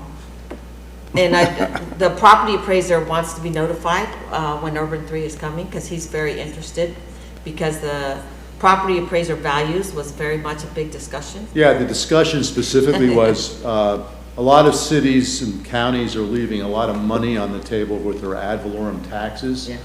Because of the proliferation of buy to rent, those homes are being valued through the appraisal process as residential, but they're really income-producing properties. And we kind of stress tested that idea. We looked at a couple of the publicly traded companies that own properties here in Pasco and rent the houses out, and they use the income approach for their balance sheets on their quarterly filings. So the thesis is, if we deal with it as income-producing property, we'll probably be inuring tens of millions of dollars in additional tax revenue with the build to rent and to buy to rent. So that's just an idea that we're going to bring forth. Anyway, we'll look forward to his visit. Yes, ma'am. Thank you very much. Is that it? I'm going to skip on mine, and I'll Oh, great. I'll go over them next meeting. Thank you. Okay. Ms. Yeager? Well, I attended the firefighter graduation where they graduated 32 cadets, so that was awesome. I also attended with Commissioner Mariano and Commissioner Oakley and Commissioner Seth Waitman, sorry, long day. We were at the topping out ceremony at the Pasco County Jail, and that was really interesting. And that's about it for District 4. Good barbecue. It'd be very good barbecue. Yeah. All right.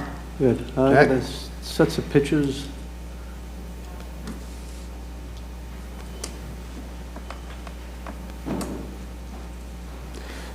This is a homeless site that's over by State Road 52 with the flea market. This site had caught on fire back February 8th this year. I think I showed pictures and said how we need to get that cleaned out, and we had to work with getting trespass agreements in place, et cetera. And carry on the next pictures. There's a couple more pictures of how it looked. So there was a fire that happened there that caused a few of our people to have to show up there. And then just the other day, this is on 52, same location, a homeless person who they caught set fire to this whole area. So it was like one homeless person trying to like hurt the other homeless people there. And you've heard about the machetes and the other things that go on there. But look at the traffic, look at the smoke. There were numerous firefighters that were out there. I think we had at one time looked like about 6 or 8 trucks. They go off, and I think, is there another picture, or is that one it? I think it's great how where this location is described. The new car wash. Yeah. So with that, when we had the first fire, I was trying to eliminate having this happen again, and it didn't happen. I think you've heard me talk before about I think we need to take our deputy that we have under our unlicensed contractors, expand his work to actually take the burden off the sheriff's regular deputies, regular patrols, and have that person work with us, work with code enforcement to go get the trespass agreements in place, get these sites cleared out when we find them there, take care of the people violating our safety ordinance, panhandlers, that we have put in place. Because right now, you know, as busy as they are, and they'll tell you, they don't have time to go deal with the panhandlers. If they're going to be able to keep on panhandling and making money, they're going to keep on staying in the woods, doing all the things that they do. And that's just going to keep on going and going and going. And I think we've got an opportunity to go change that. If this fire had happened in another neighborhood, and you can go up 1 mile to Leisure Beach, you'd have had homes everywhere.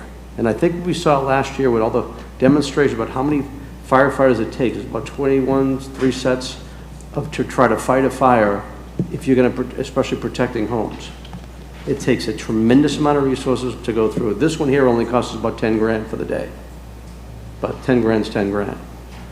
If we lose homes, we lose lives, we change all things. If it affects businesses, you lose jobs. We've got to go deal with this, and I think now's the perfect time to go do it.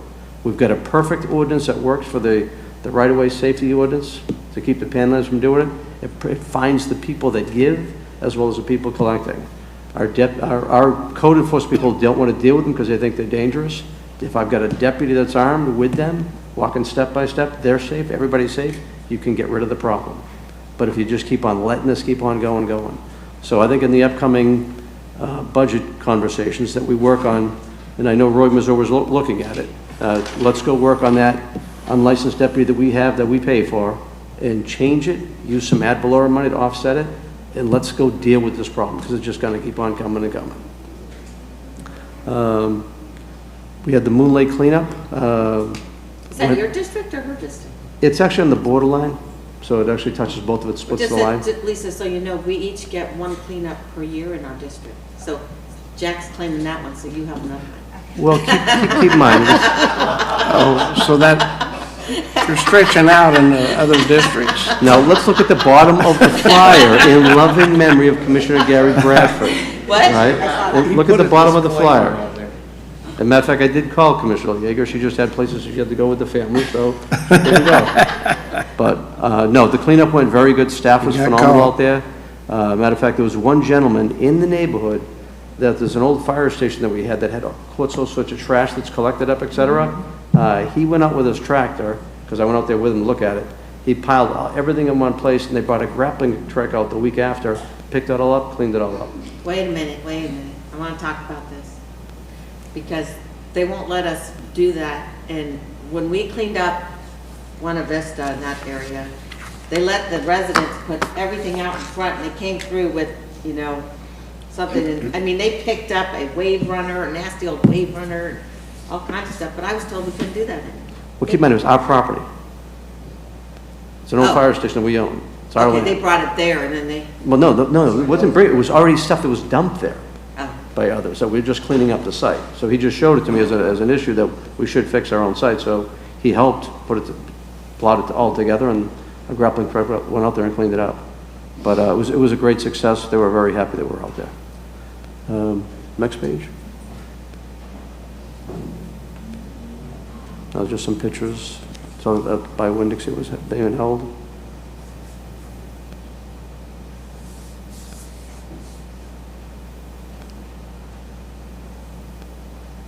The Palm Terrace Stormwater Project, I think I showed a picture of that before, but they did some great improvements out there. Yep. I showed the ditches that were done there before. They even went into that pond that's right there, where they replaced pipes underneath. They found a whole bunch of silt that was in there. They brought the mucky mucks, they call it, went in there, and they've now cleaned it all out, and the drain in front cleaned it out. Jason, team just did a phenomenal job out there. Absolutely phenomenal. Because these people here, we couldn't get, this is a stormwater project that'll be coming up later on, now that we shut down the F2A plant that's there, but they still flood all the time. All the water comes from all the streets down to this area. Now it's got a place to go to at least hold it for a bit as we study the stormwater plan. With the water now to flow out, everybody should be in much better shape for the summer. So this is like... I got some questions on the edge of that road. Look at it, it's all chewed up. It's been sodded now, it actually looks better. That might be some just dirt that's left over. But they did a good job cleaning it up, they sodded it in, it looks great. Good, next set of pictures.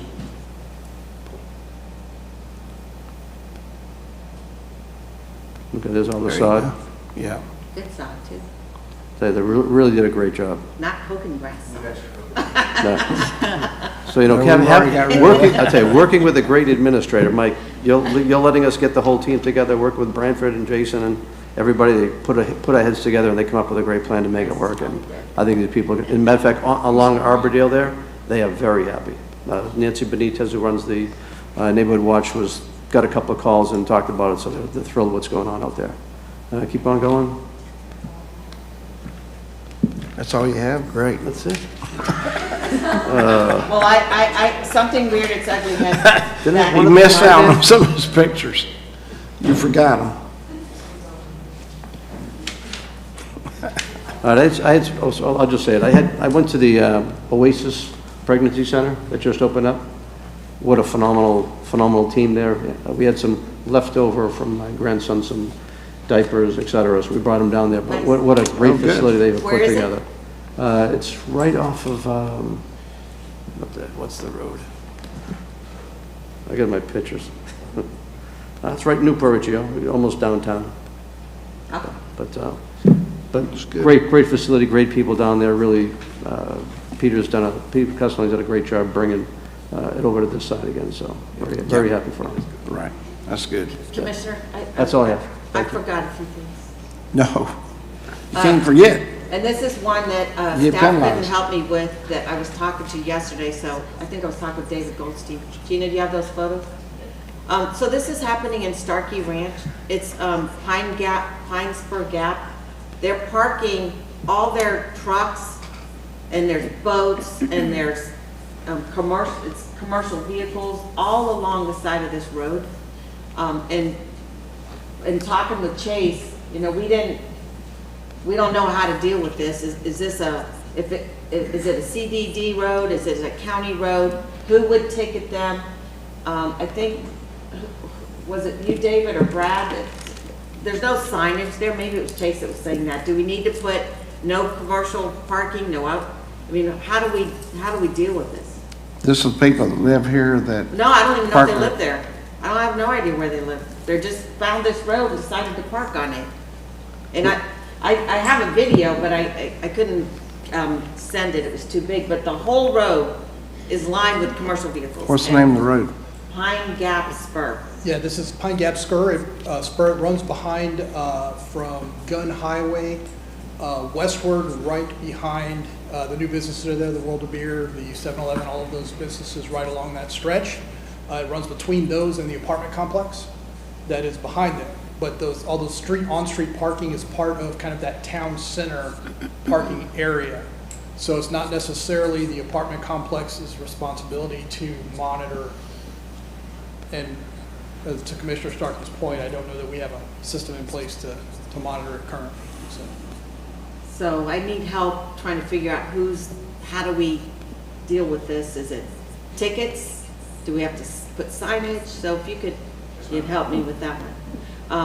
Also, June 12th is the ribbon cutting for the Metropolitan Ministries. Derek Mitchell, I think it's the Derek Mitchell Welcome Center or the Derek Mitchell Center. The Mitchell family was very kind and donated money for the, and they named this first building after them. So if you're free and want to come, we'd love to have you. I think it's going to be a pretty big deal. Very impressed with the building, and that's June 12th. I don't remember what time. I'm sure You can get it to us. Yeah, we'll get it. Yeah, that'll be good.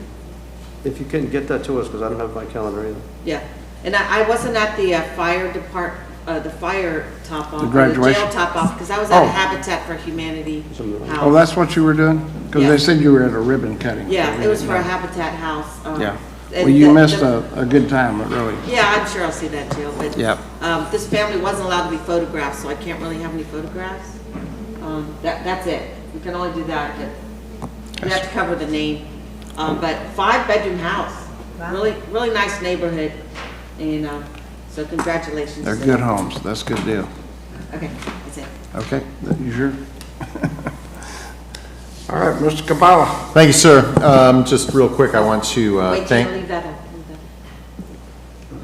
Good. I didn't talk about this. This is my cleanup. Next, it's Saturday, All right, good cleanup. Sunday. It's coming this weekend. Okay. Mr. Kabala? Sure. I'm thinking, I'm sure. I'd just like to take a moment to publicly thank Sonia Toulouse. As you know, she's spreading her wings and moving to the Public Safety Branch Administration. So she's been our agenda coordinator for the past 10 months and has done just a lot of great things to advance the ball. So I'd just like to give her a round of applause and thank her for her service.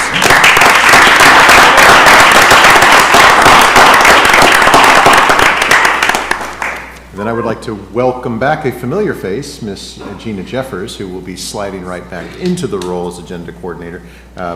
She was our previous agenda coordinator, so we're happy to have her back. So welcome back, Gina. The only other thing I have, sir, is I've spoken with board members individually about the private direct payment provider program with local hospitals. It's a program that enables hospitals to recover additional federal matches for the underinsured and uninsured that they have to treat. And so really what I was just looking for is just a motion to direct myself and the county attorney to develop an ordinance that will enable the county and the hospitals to take advantage of the direct payment provider program and waive the introduction, which will help enable us to implement it in time for the new fiscal year. Okay, I need a motion for that. So move. I got a motion? Second. A second. All those in favor say aye. Aye.